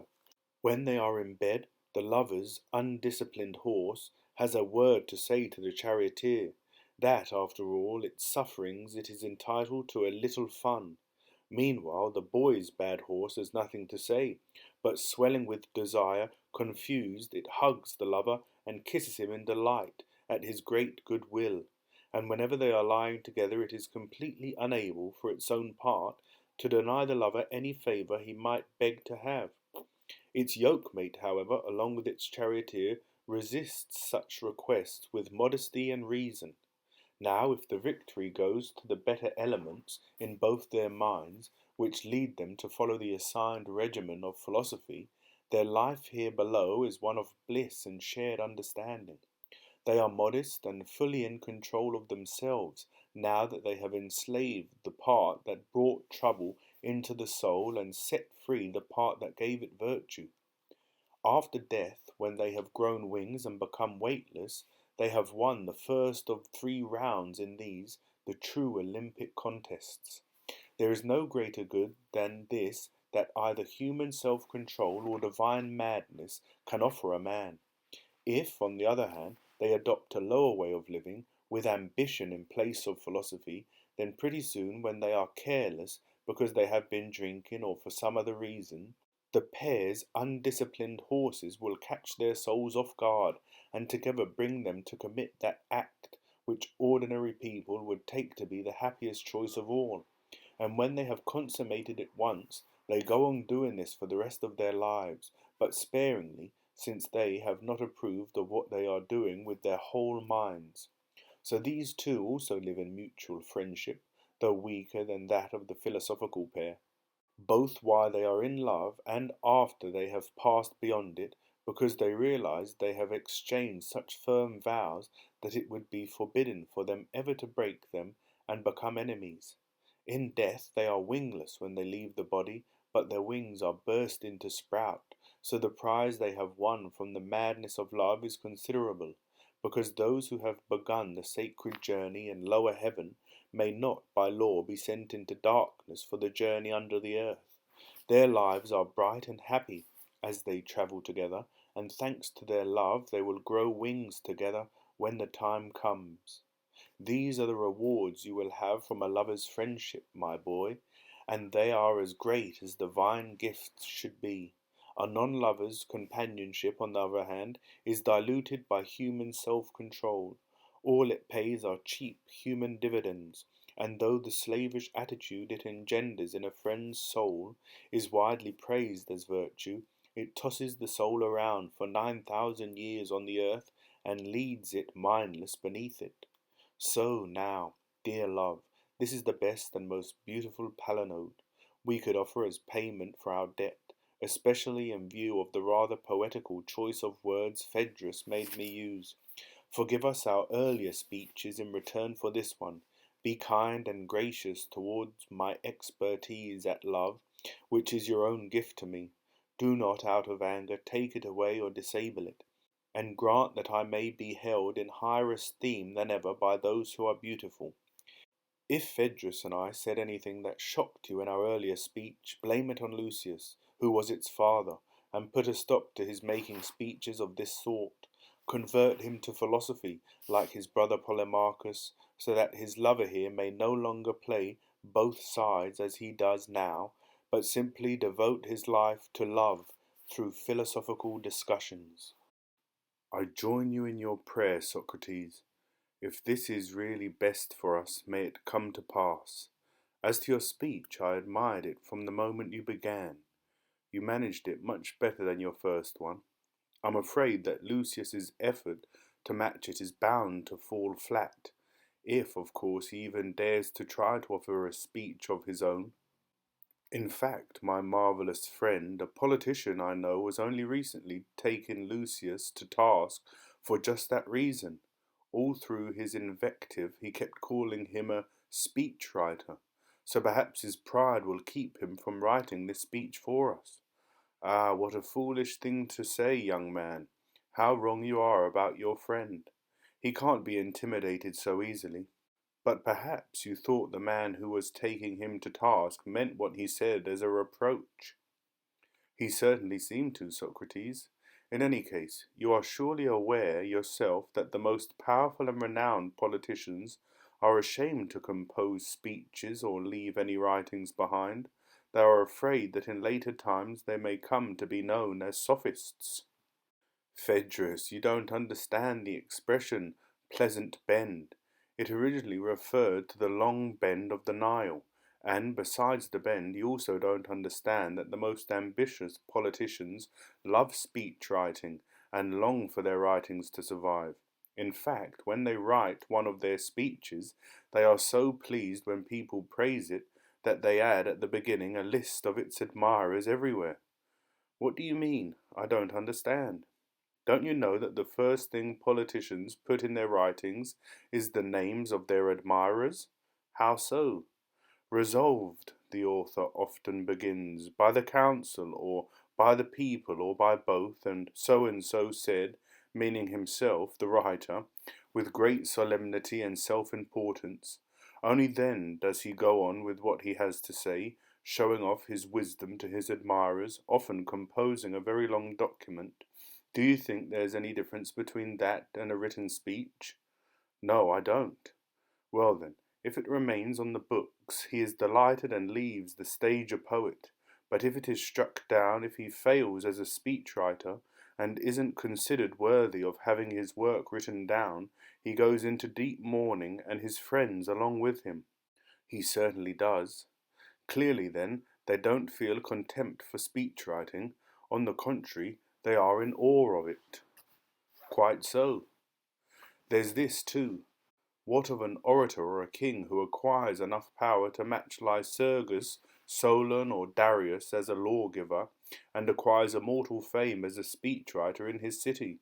Doesn't he think that he is equal to the gods while he is still alive? And don't those who live in later times believe just the same about him when they behold his writings? Very much so. Do you really believe, then, that any one of these people, whoever he is and however much he hates Lucius, would reproach him for being a writer? It certainly isn't likely in view of what you said, for he would probably be reproaching his own ambition as well.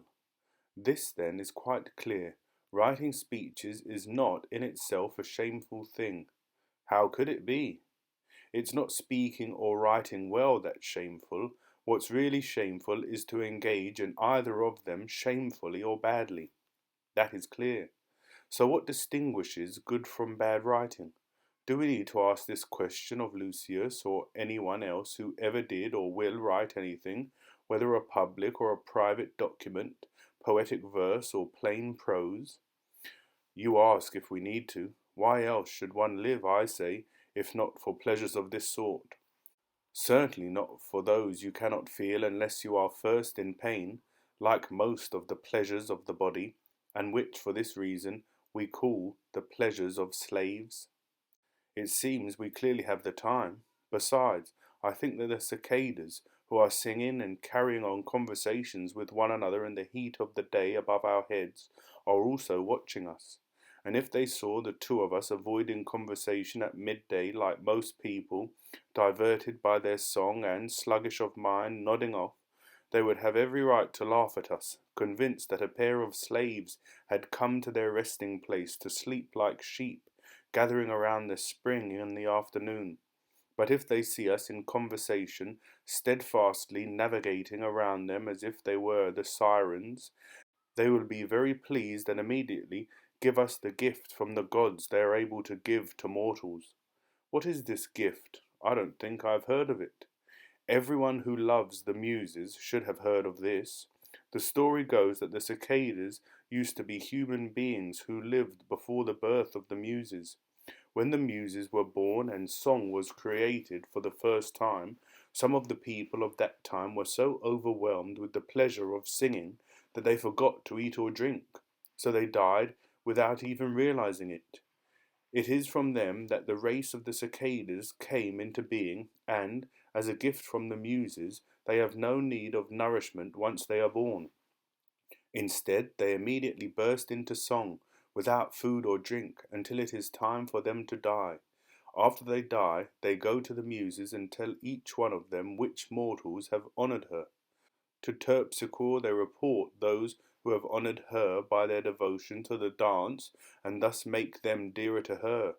To Erato they report those who honoured her by dedicating themselves to the affairs of love, and so too with the other Muses, according to the activity that honours each, and to Calliope, the oldest among them, and Urania, the next after her, who preside over the heavens and all discourse, human and divine, and sing with the sweetest voice, they report those who honour their special kind of music by leading a philosophical life. There are many reasons, then, why we should talk and not waste our afternoon in sleep. By all means, let's talk. Well then, we ought to examine the topic we proposed just now. When is a speech well written and delivered, and when is it not? Plainly. Won't someone who is to speak well and nobly have to have in mind the truth about the subject he is going to discuss? What I have actually heard about this, Socrates, my friend, is that it is not necessary for the intending orator to learn what is really just, but only what will seem just to the crowd who will act as judges, nor again what is really good or noble, but only what will seem so, for that is what persuasion proceeds from, not truth. Anything that wise men say, Phaedrus, is not lightly to be cast aside. We must consider whether it might be right, and what you just said in particular must not be dismissed. You're right. Let's look at it this way then. How? Suppose I were trying to convince you that you should fight your enemies on horseback, and neither one of us knew what a horse is, but I happen to know this much about you, that Phaedrus believes a horse is the tame animal with the longest ears. But that would be ridiculous, Socrates. Not quite yet, actually. But if I were seriously trying to convince you, having composed the speech in praise of the donkey, in which I called it a horse and claimed that having such an animal is of immense value both at home and in military service, that it is good for fighting and for carrying your baggage, and that it is useful for much else besides, well, that would be totally ridiculous. Well, which is better, to be ridiculous and a friend, or clever and an enemy? The former. And so, when a rhetorician who does not know good from bad addresses a city which knows no better and attempts to sway it, not praising a miserable donkey as if it were a horse, but bad as if it were good, and, having studied what the people believe, persuades them to do something bad instead of good, with that as its seed, what sort of crop do you think rhetoric can harvest? A crop of really poor quality. But could it be, my friend, that we have mocked the art of speaking more rudely than it deserves? For it might perhaps reply, what bizarre nonsense! Look, I'm not forcing anyone to learn how to make speeches without knowing the truth. On the contrary, my advice, for what it is worth, is to take me up only after mastering the truth. But I do make this boast, even someone who knows the truth couldn't produce conviction on the basis of a systematic art without me. Well, is that a fair reply? Yes, it is, if, that is, the arguments now advancing upon rhetoric testify that it is an art. For it seems to me as if I hear certain arguments approaching and protesting that that is a lie and that rhetoric is not an art but an artless practice. As the Spartans said, there is no genuine art of speaking without a grasp of truth, and there never will be. We need to hear these arguments, Socrates. Come, produce them and examine them. What is their point? How do they make it? Come to us then, noble creatures. Convince Phaedrus, him of the beautiful offspring, that unless he pursues philosophy properly, he will never be able to make a proper speech on any subject either, and let Phaedrus be the one to answer. Let them put their questions. Well then, isn't the rhetorical art, taken as a whole, a way of directing the soul by means of speech, not only in the law courts and on other public occasions, but also in private? Isn't it one and the same art whether its subject is great or small, and no more to be held in esteem, if it is followed correctly, when its questions are serious than when they are trivial? Or what have you heard about all this? Well, certainly not what you have. Artful speaking and writing is found mainly in the law courts, also perhaps in the assembly. That's all I've heard. Well, have you only heard of the rhetorical treatises of Nestor and Odysseus, those they wrote in their spare time in Troy? Haven't you also heard of the works of Palamedes? No, by Zeus, I haven't ever heard of Nestor's, unless by Nestor you mean Gorgias, and by Odysseus, Thrasymachus or Theodorus. Perhaps, but let's leave these people aside. Answer this question yourself. What do adversaries do in the law courts? Don't they speak on opposite sides? What else can we call what they do? That's it, exactly. About what is just and what is unjust? Yes. And won't whoever does this artfully make the same thing appear to the same people sometimes just and sometimes, when he prefers, unjust? Of course. and when he addresses the assembly, he will make the city approve a policy at one time as a good one, and reject it, the very same policy, as just the opposite at another. Right. Now, don't we know that the Eleatic Palamedes is such an artful speaker that his listeners will perceive the same things to be both similar and dissimilar, both one and many, both at rest and also in motion? Most certainly. We can therefore find the practice of speaking on opposite sides not only in the law courts and in the assembly. Rather, it seems that one single art, if, of course, it is an art in the first place, governs all speaking. By means of it, one can make out as similar anything that can be so assimilated, to everything to which it can be made similar, and expose anyone who tries to hide the fact that that is what he is doing. What do you mean by that? I think it will become clear if we look at it this way. Where is deception most likely to occur, regarding things that differ much or things that differ little from one another? Regarding those that differ little. At any rate, you are more likely to escape detection as you shift from one thing to its opposite if you proceed in small steps rather than in large ones. Without a doubt. Therefore, if you are to deceive someone else and to avoid deception yourself, you must know precisely the respects in which things are similar and dissimilar to one another. Yes, you must. And is it really possible for someone who doesn't know what each thing truly is to detect a similarity, whether large or small, between something he doesn't know and anything else? That is impossible. Clearly, therefore, the state of being deceived and holding beliefs contrary to what is the case comes upon people by reason of certain similarities. That is how it happens. Could someone, then, who doesn't know what each thing is, ever have the art to lead others little by little through similarities away from what is the case on each occasion to its opposite? Or could he escape this being done to himself? Never. Therefore, my friend, the art of a speaker who doesn't know the truth and chases opinions instead is likely to be a ridiculous thing, not an art at all. So it seems. So, shall we look for instances of what we called the artful and the artless in the speech of Lucius you carried here and in our own speeches? That's the best thing to do, because, as it is, we are talking quite abstractly without enough examples. In fact, by some chance the two speeches do, as it seems, contain an example of the way in which someone who knows the truth can toy with his audience and mislead them. For my part, Phaedrus, I hold the local gods responsible for this. Also, perhaps, the messengers of the Muses who are singing over our heads may have inspired me with this gift. Certainly I don't possess any art of speaking. Fine, fine. But explain what you mean. Come then, read me the beginning of Lucius's speech. You understand my situation. I've told you how good it would be for us, in my opinion, if we could work this out. In any case, I don't think I should lose the chance to get what I am asking for, merely because I don't happen to be in love with you. A man in love will wish he had not done you any favours. Stop. Our task is to say how he fails and writes artlessly, right? Yes. Now, isn't this much absolutely clear? We are in accord with one another about some of the things we discourse about, and in discord about others. I think I understand what you are saying, but, please, can you make it a little clearer?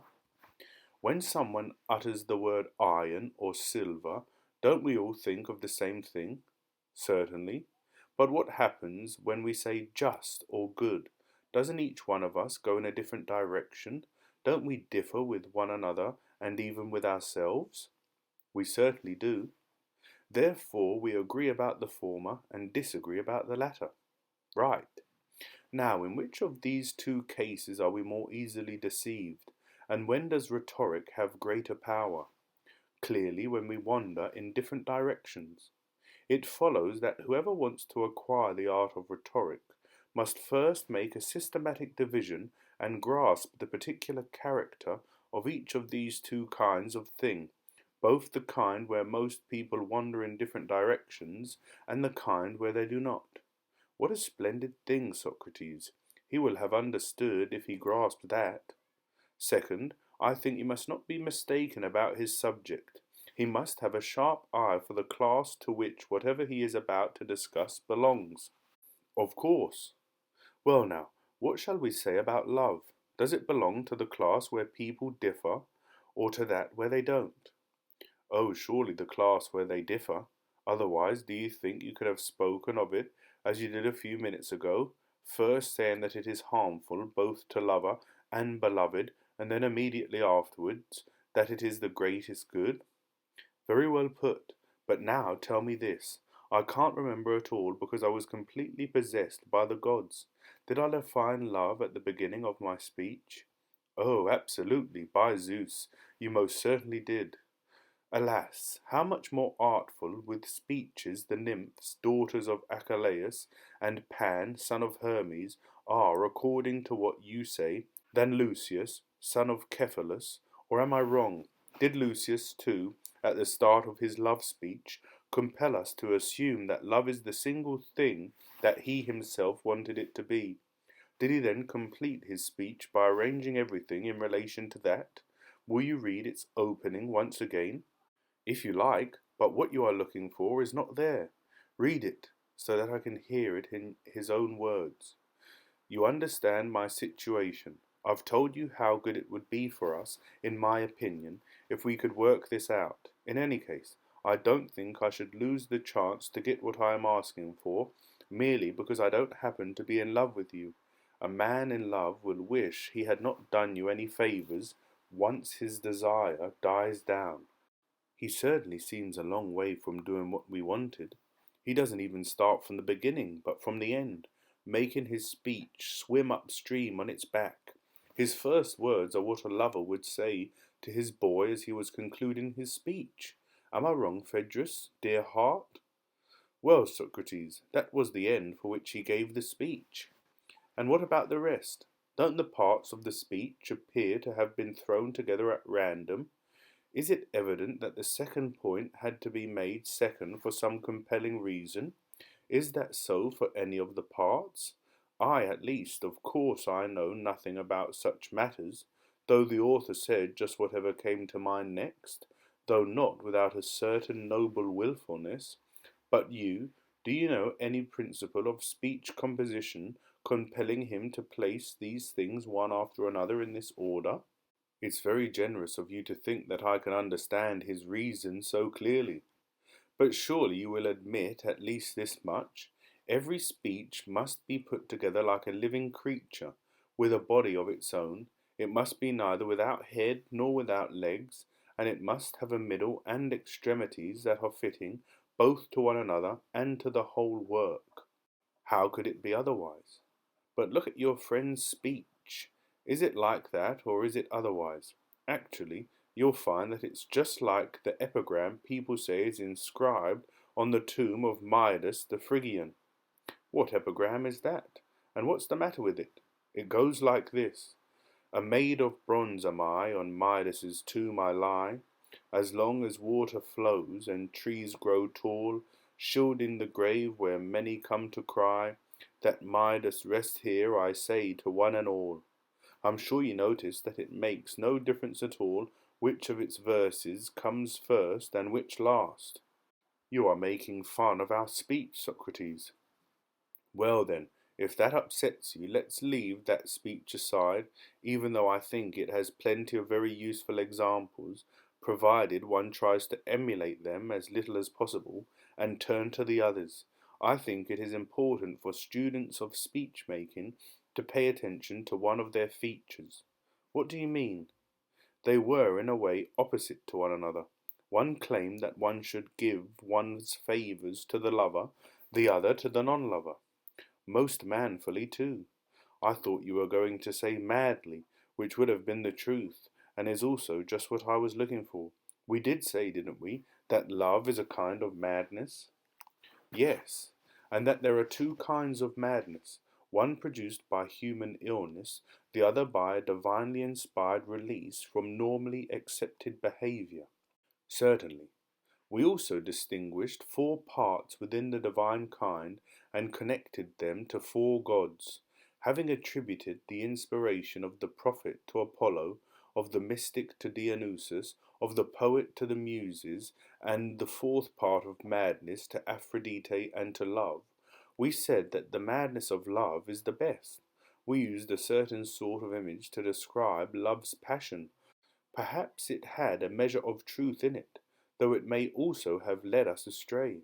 And having whipped up a not altogether implausible speech, we sang playfully, but also appropriately and respectfully, a story like hymn to my master and yours, Phaedrus, to love, who watches over beautiful boys. And I listened to it with the greatest pleasure. Let's take up this point about it right away. How was the speech able to proceed from censure to praise? What exactly do you mean by that?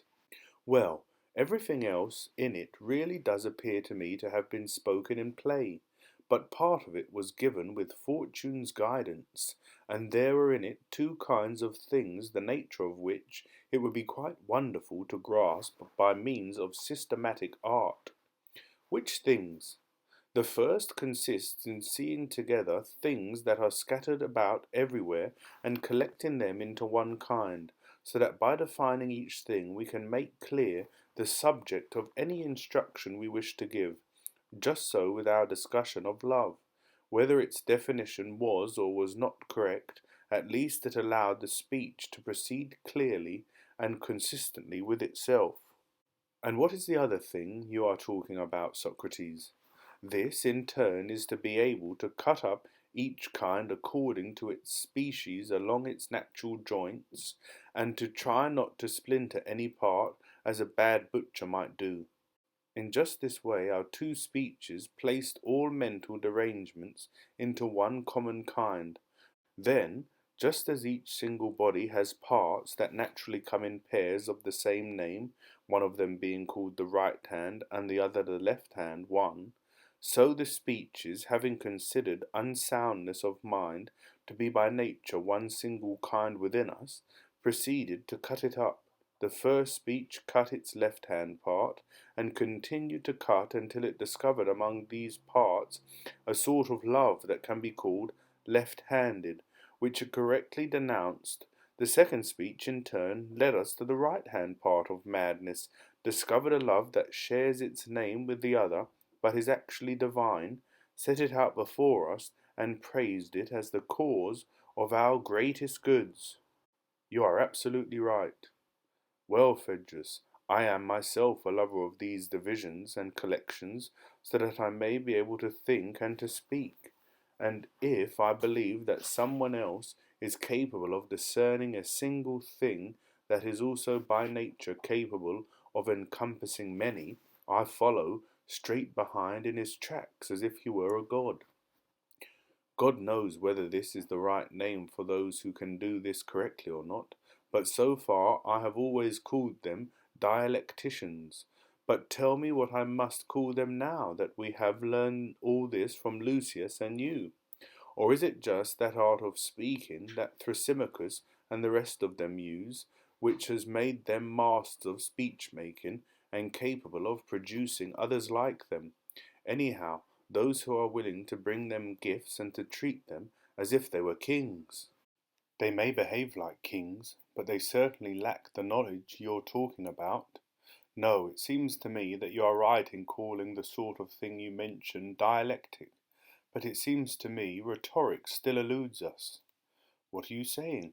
Could there be anything valuable which is independent of the methods I mentioned and is still grasped by art? If there is, you and I must certainly honour it, and we must say what part of rhetoric it is that has been left out. Well, there's quite a lot, Socrates. Everything, at any rate, written up in the books on the art of speaking. You are quite right to remind me. First, I believe, there is the preamble with which a speech must begin. This is what you mean, isn't it? The fine points of the art? Yes. Second, come the statement of facts and the evidence of witnesses concerning it. Third, indirect evidence. Fourth, claims to plausibility, and I believe at least that excellent Byzantine word wizards adds confirmation and supplementary confirmation. You mean the worthy Theodorus? Quite. And he also adds refutation and supplementary refutation to be used both in prosecution and in defence. Nor must we forget the most excellent Evernus of Paros, who was the first to discover covert implication and indirect praise, and who, some say, has even arranged indirect censures in verse as an aid to memory, a wise man indeed. And Tisius and Gorgias, how can we leave them out when it is they who realize that what is likely must be held in higher honour than what is true? They who, by the power of their language, make small things appear great and great things small. They who express modern ideas in ancient garb and ancient ones in modern dress. They who have discovered how to argue both concisely and at infinite length about any subject. Actually, when I told Prodicus this last, he laughed, and said that only he had discovered the art of proper speeches. What we need are speeches that are neither long nor short, but of the right length. Brilliantly done, Prodicus. And what about Hippias? How can we omit him? I am sure our friends from Elis would cast his vote with Prodicus. Certainly. And what shall we say of the whole gallery of terms Polus set up? And what shall we say of the whole gallery of terms Polus set up? Speaking with reduplication, speaking in maxims, speaking in images, and of the terms Lysimenus gave him as a present to help him explain good diction. But didn't Protagoras actually use similar terms? Yes, correct diction, my boy, and other wonderful things. As to the art of making speeches bewailing the evils of poverty and old age, the prize in my judgment goes to the mighty Chalcedonian. He it is also who knows best how to inflame a crowd and, once they are inflamed, how to hush them again with his words' magic spell, as he says himself. And let's not forget that he is as good at producing slander as he is at refuting it, whatever its source may be. As to the way of ending a speech, everyone seems to be in agreement, though some call it recapitulation and others by some other name. You mean summarizing everything at the end and reminding the audience of what they've heard? That's what I mean. And if you have anything else to add about the art of speaking, only minor points, not worth making, well, let's leave minor points aside. Let's hold what we do have closer to the light, so that we can see precisely the power of the art these things produce. A very great power, Socrates, especially in front of a crowd. Quite right. But now, my friend, look closely. Do you think, as I do, that its fabric is a little threadbare? Can you show me? All right, tell me this. Suppose someone came to your friend Eryximachus or his father Achaemenus and said, I know treatments to raise or lower, whichever I prefer, the temperature of people's bodies. If I decide to, I can make them vomit or make their bowels move, and all sorts of things. On the basis of this knowledge, I claim to be a physician, and I claim to be able to make others physicians as well by imparting it to them. What do you think they would say when they heard that? What could they say? They would ask him if he also knew to whom he should apply such treatments, when and to what extent. What if he replied, I have no idea. My claim is that whoever learns from me will manage to do what you ask on his own. I think they'd say the man's mad if he thinks he's a doctor just because he read a book or happened to come across a few potions. He knows nothing of the art. And suppose someone approached Sophocles and Euripides and claimed to know how to compose the longest passages on trivial topics and the briefest ones on topics of great importance, that he could make them pitiful if he wanted, or again, by contrast, terrifying and menacing, and so on. Suppose further that he believed that by teaching this he was imparting the knowledge of composing tragedies. Oh, I am sure they too would laugh at anyone who thought a tragedy was anything other than the proper arrangement of these things. They have to fit with one another and with the whole work. But I am sure they wouldn't reproach him rudely. They would react more like a musician confronted by a man who thought he had mastered harmony because he was able to produce the highest and lowest notes on his strings. The musician would not say fiercely, "You stupid man, you are out of your mind." As befits his calling, he would speak more gently. "My friend, though that too is necessary for understanding harmony, someone who has gotten as far as you have may still know absolutely nothing about the subject. What you know is what it's necessary to learn before you study harmony, but not harmony itself." That's certainly right. So Sophocles would also tell the man who was showing off to them that he knew the preliminaries of tragedy, but not the art of tragedy itself. And Achaemenus would say this man knew the preliminaries of medicine, but not medicine itself. Absolutely. And what if the honey-tongued Adrastus, or perhaps Pericles, were to hear of all the marvellous techniques we just discussed, speaking concisely and speaking in images, and all the rest we listed and proposed to examine under the light? Would he be angry or rude as you and I were with those who write those techniques and teach them as if they are rhetoric itself, and say something coarse to them? Wouldn't he, being wiser than we are, reproach us as well and say, "Phaedrus and Socrates, you should not be angry with these people, you should be sorry for them. The reason they cannot define rhetoric is that they are ignorant of dialectic. It is their ignorance that makes them think they have discovered what rhetoric is, when they have mastered only what is necessary to learn as preliminaries."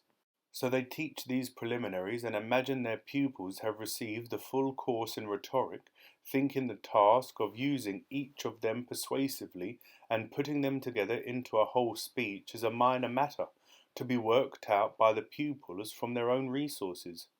Really, Socrates, the art these men present as rhetoric in their courses and handbooks is no more than what you say. In my judgment, at least, your point is well taken. But how, from what source, could one acquire the art of the true rhetorician, the really persuasive speaker? Well, Phaedrus, becoming good enough to be an accomplished competitor is probably, perhaps necessarily, like everything else. If you have a natural ability for rhetoric, you will become a famous rhetorician, provided you supplement your ability with knowledge and practice. To the extent that you lack any one of them, to that extent you will be less than perfect. But in so far as there is an art of rhetoric, I don't believe the right method for acquiring it is to be found in the direction Lucius and Thrasymachus have followed. Where can we find it then? My dear friend, maybe we can see now why Pericles was in all likelihood the greatest rhetorician of all. How is that? All the great arts require endless talk and ethereal speculation about nature. This seems to be what gives them their lofty point of view and universal applicability. That's just what Pericles mastered, besides having natural ability. He came across Anaxagoras, who was just that sort of man, got his full dose of ethereal speculation, and understood the nature of mind and mindlessness, just the subject on which Anaxagoras had the most to say. From this, I think, he drew for the art of rhetoric what was useful to it. What do you mean by that? Well, isn't the method of medicine in a way the same as the method of rhetoric? How so? In both cases we need to determine the nature of something, of the body in medicine, of the soul in rhetoric. Otherwise, all we'll have will be an empirical and artless practice. We won't be able to supply, on the basis of an art, a body with the medicines and diet that will make it healthy and strong, or a soul with the reasons and customary rules for conduct that will impart to it the convictions and virtues we want. That is most likely, Socrates. Do you think, then, that it is possible to reach a serious understanding of the nature of the soul without understanding the nature of the world as a whole? Well, if we're to listen to Hippocrates, Asclepius's descendant, we won't even understand the body if we don't follow that method. He speaks well, my friend. Still, Hippocrates aside, we must consider whether argument supports that view. I agree. Consider then what both Hippocrates and true argument say about nature. Isn't this the way to think systematically about the nature of anything? First, we must consider whether the object regarding which we intend to become experts and capable of transmitting our expertise is simple or complex. Then, if it is simple, we must investigate its power. What things does it have what natural power of acting upon? By what things does it have what natural disposition to be acted upon? If, on the other hand, it takes many forms, we must enumerate them all and, as we did in the simple case, investigate how each is naturally able to act upon what and how it has a natural disposition to be acted upon by what. It seems so, Socrates. Proceeding by any other method would be like walking with the blind. Conversely, whoever studies anything on the basis of an art must never be compared to the blind or the deaf. On the contrary, it is clear that someone who teaches another to make speeches as an art will demonstrate precisely the essential nature of that to which speeches are to be applied, and that surely is the soul. Of course. This is the rhetoric, the object toward which the speaker's whole effort is directed, since it is in the soul that he attempts to produce conviction. Isn't that so? Yes. Clearly, therefore, Thrasymachus and anyone else who teaches the art of rhetoric seriously will, first, describe the soul with absolute precision and enable us to understand what it is, whether it is one and homogeneous by nature or takes many forms, like the shape of bodies, since, as we said, that's what it is to demonstrate the nature of something. Absolutely. Second, he will explain how, in virtue of its nature, it acts and is acted upon by certain things. Of course. Third, he will classify the kinds of speech and of soul there are, as well as the various ways in which they are affected, and explain what causes each. He will then coordinate each kind of soul with the kind of speech appropriate to it, and he will give instructions concerning the reasons why one kind of soul is necessarily convinced by one kind of speech, while another necessarily remains unconvinced. This, I think, would certainly be the best way. In fact, my friend, no speech will ever be a product of art, whether it is a model or one actually given, if it is delivered or written in any other way, on this or any other subject. But those who now write arts of rhetoric, we were just discussing them, are cunning people. They hide the fact that they know very well everything about the soul. Well, then, until they begin to speak and write in this way, we mustn't allow ourselves to be convinced that they write on the basis of the art. What way is that?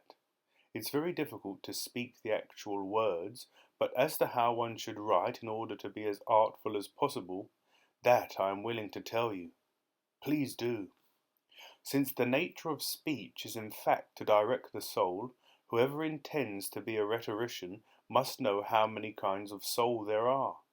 Their number is so and so many, each is of such and such a sort, hence some people have such and such a character, and others have such and such. Those distinctions established, there are, in turn, so and so many kinds of speech, each of such and such a sort.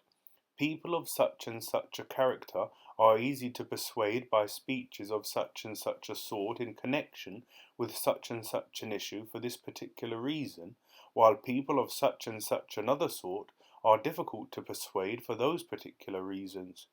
The orator must learn all this well, then put his theory into practice and develop the ability to discern each kind clearly as it occurs in the actions of real life. Otherwise, he won't be any better off than he was when he was still listening to those discussions in school. He will now not only be able to say what kind of person is convinced by what kind of speech. On meeting someone, he will be able to discern what he is like and make clear to himself that the person actually standing in front of him is of just this particular sort of character he had learned about in school. To that he must now apply speeches of such and such a kind in this particular way, in order to secure conviction about such and such an issue. When he has learned all this, when in addition he has grasped the right occasions for speaking and holding back, and when he has also understood when the time is right for speaking concisely or appealing to pity or exaggeration or for any other of the kinds of speech he has learned, and when it is not, then, and only then, will he have finally mastered the art well and completely. But if his speaking, his teaching, or his writing lacks any one of these elements, and he still claims to be speaking with art, you'll be better off if you don't believe him.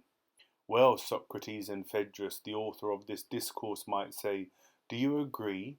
Could we accept an art of speaking presented in any other terms? That would be impossible, Socrates. Still, it's evidently rather a major undertaking. You're right, and that's why we must turn all our arguments every which way and try to find some easier and shorter route to the art. We don't want to follow a long, rough path for no good reason when we can choose a short, smooth one instead. Now, try to remember if you've heard anything helpful from Lucius or anybody else. Speak up. It's not for lack of trying, but nothing comes to mind right now. Well then, shall I tell you something I've heard people say who care about this topic? Of course. We do claim, after all, Phaedrus, that it is fair to give the wolf side of the story as well. That's just what you should do. Well, these people say that there is no need to be so solemn about all this and stretch it out to such lengths. For the fact is, as we said ourselves at the beginning of this discussion, that one who intends to be an able rhetorician has no need to know the truth about the things that are just or good, or yet about the people who are such either by nature or upbringing. No one in a law court, you see, cares at all about the truth of such matters. They only care about what is convincing. This is called the likely, and that is what a man who intends to speak according to art should concentrate on. Sometimes, in fact, whether you are prosecuting or defending a case, you must not even say what actually happened. If it was not likely to have happened, you must say something that is likely instead. Whatever you say, you should pursue what is likely and leave the truth aside. The whole art consists in cleaving to that throughout your speech. That's an excellent presentation of what people say who profess to be expert in speeches, Socrates. I recall that we raised this issue briefly earlier on, but it seems to be their single most important point. No doubt you've churned through Tisius's book quite carefully. Then let Tisius tell us this also. By the likely, does he mean anything but what is accepted by the crowd? What else?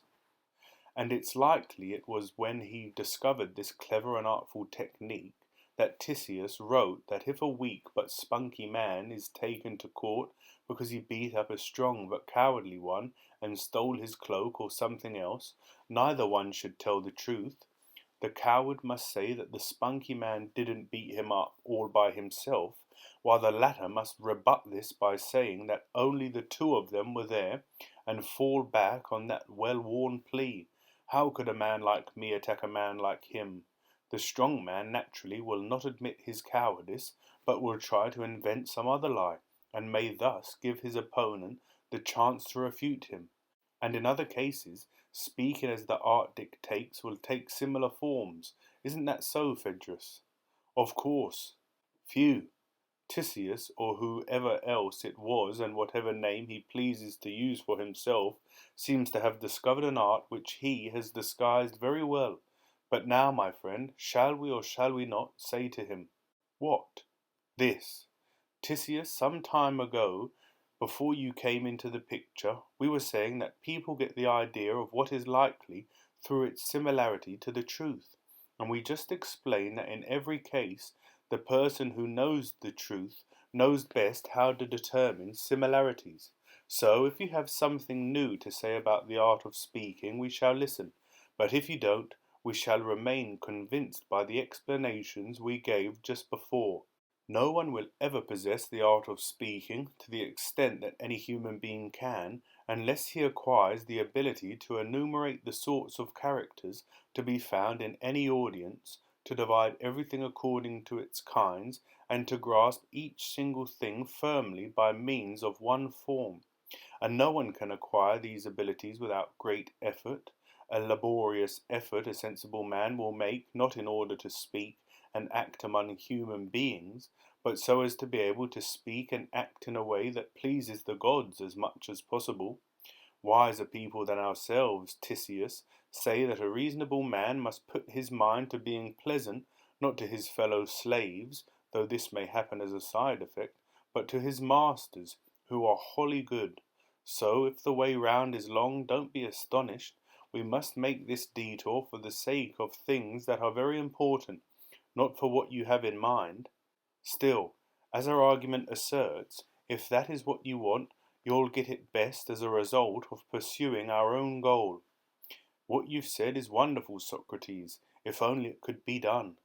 Yet, surely, whatever one must go through on the way to an honourable goal is itself honourable. Certainly.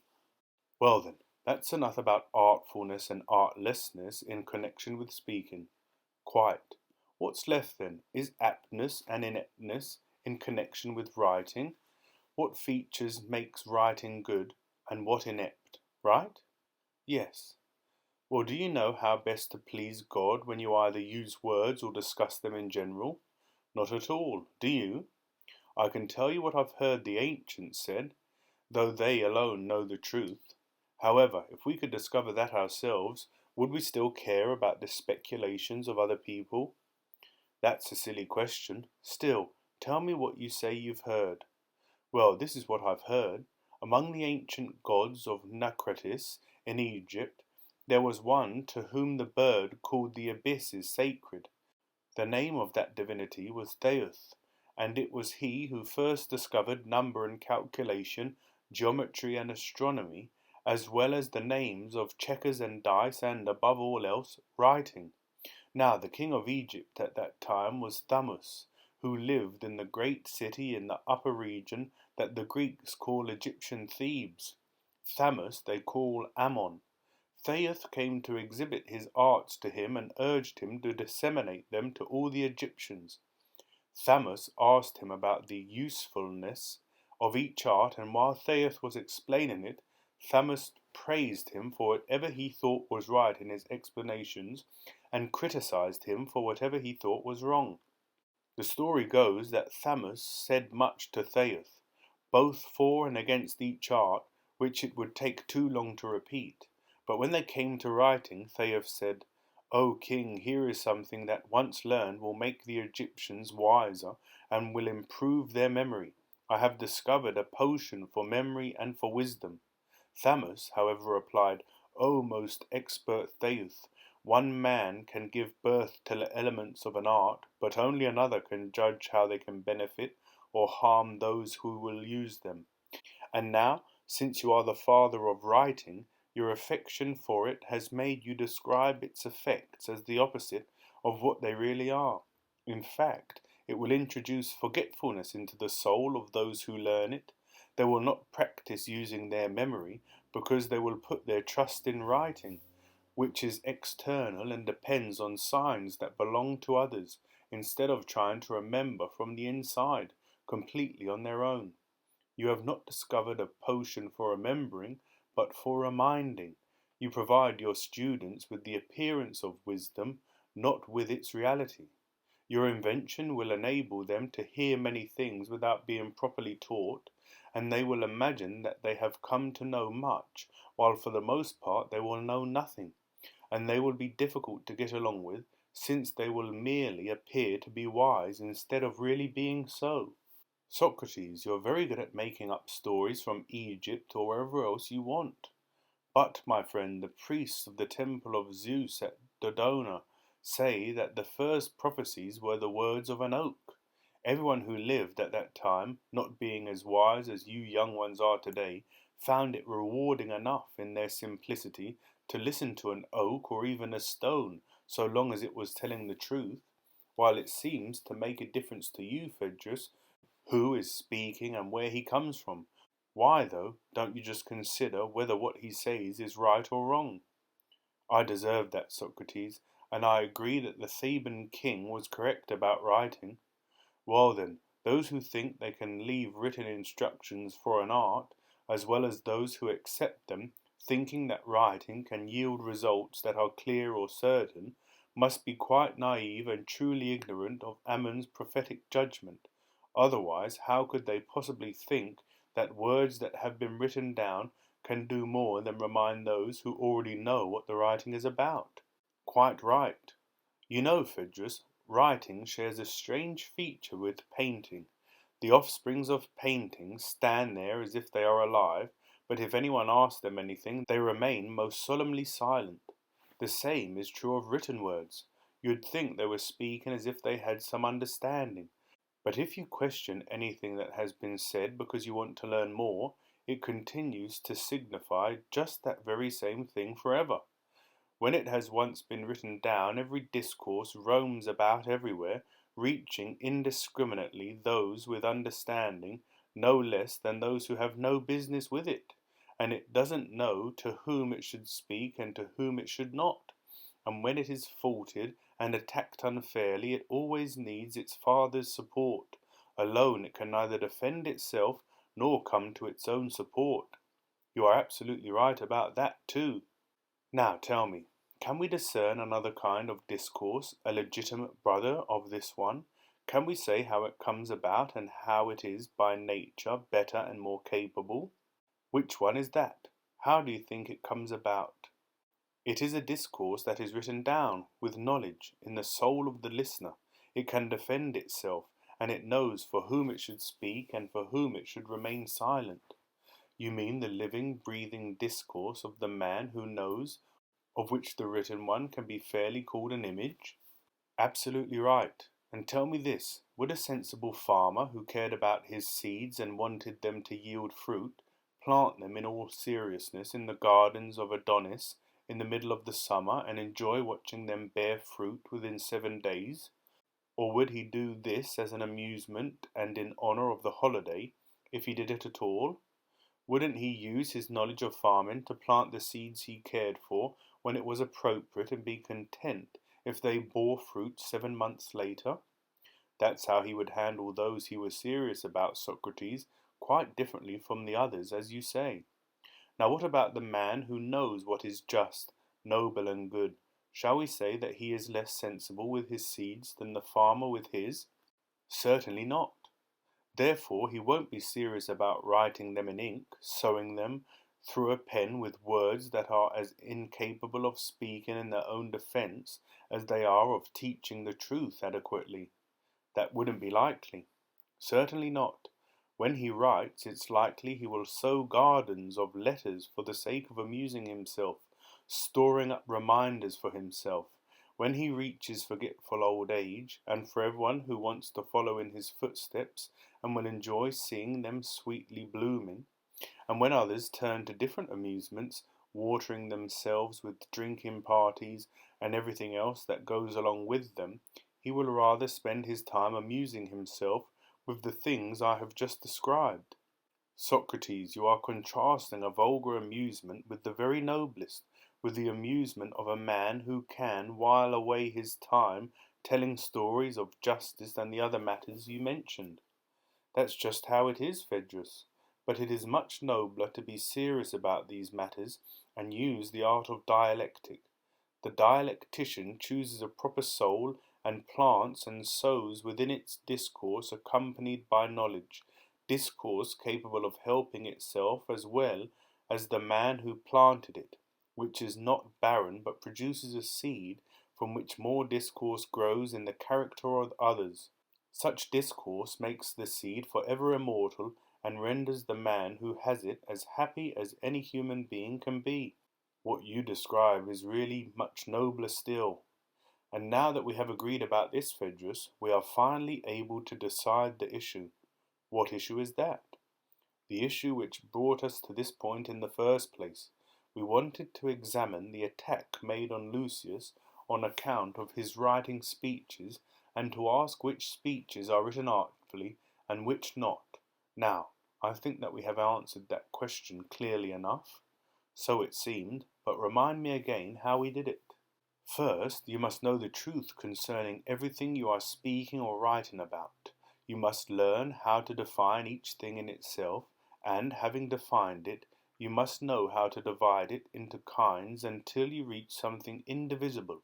Second, you must understand the nature of the soul along the same lines. You must determine which kind of speech is appropriate to each kind of soul, prepare and arrange your speech accordingly, and offer a complex and elaborate speech to a complex soul and a simple speech to a simple one.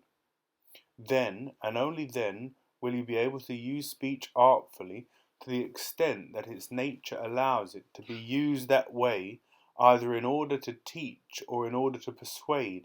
This is the whole point of the argument we have been making. Absolutely. That is exactly how it seemed to us.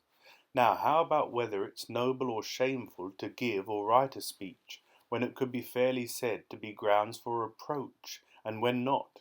Didn't what we said just a little while ago make it clear? What was that? That if Lucius or anybody else ever did or ever does write, privately or for the public, in the course of proposing some law, a political document which he believes to embody clear knowledge of lasting importance, then this writer deserves reproach, whether anyone say so or not. For to be unaware of the difference between a dream image and the reality of what is just and unjust, good and bad, must truly be grounds for reproach, even if the crowd praises it with one voice. It certainly must be. On the other hand, take a man who thinks that a written discourse on any subject can only be a great amusement, that no discourse worth serious attention has ever been written in verse or prose, and that those that are recited in public without questioning and explanation, in the manner of the rhapsodies, are given only in order to reproduce conviction.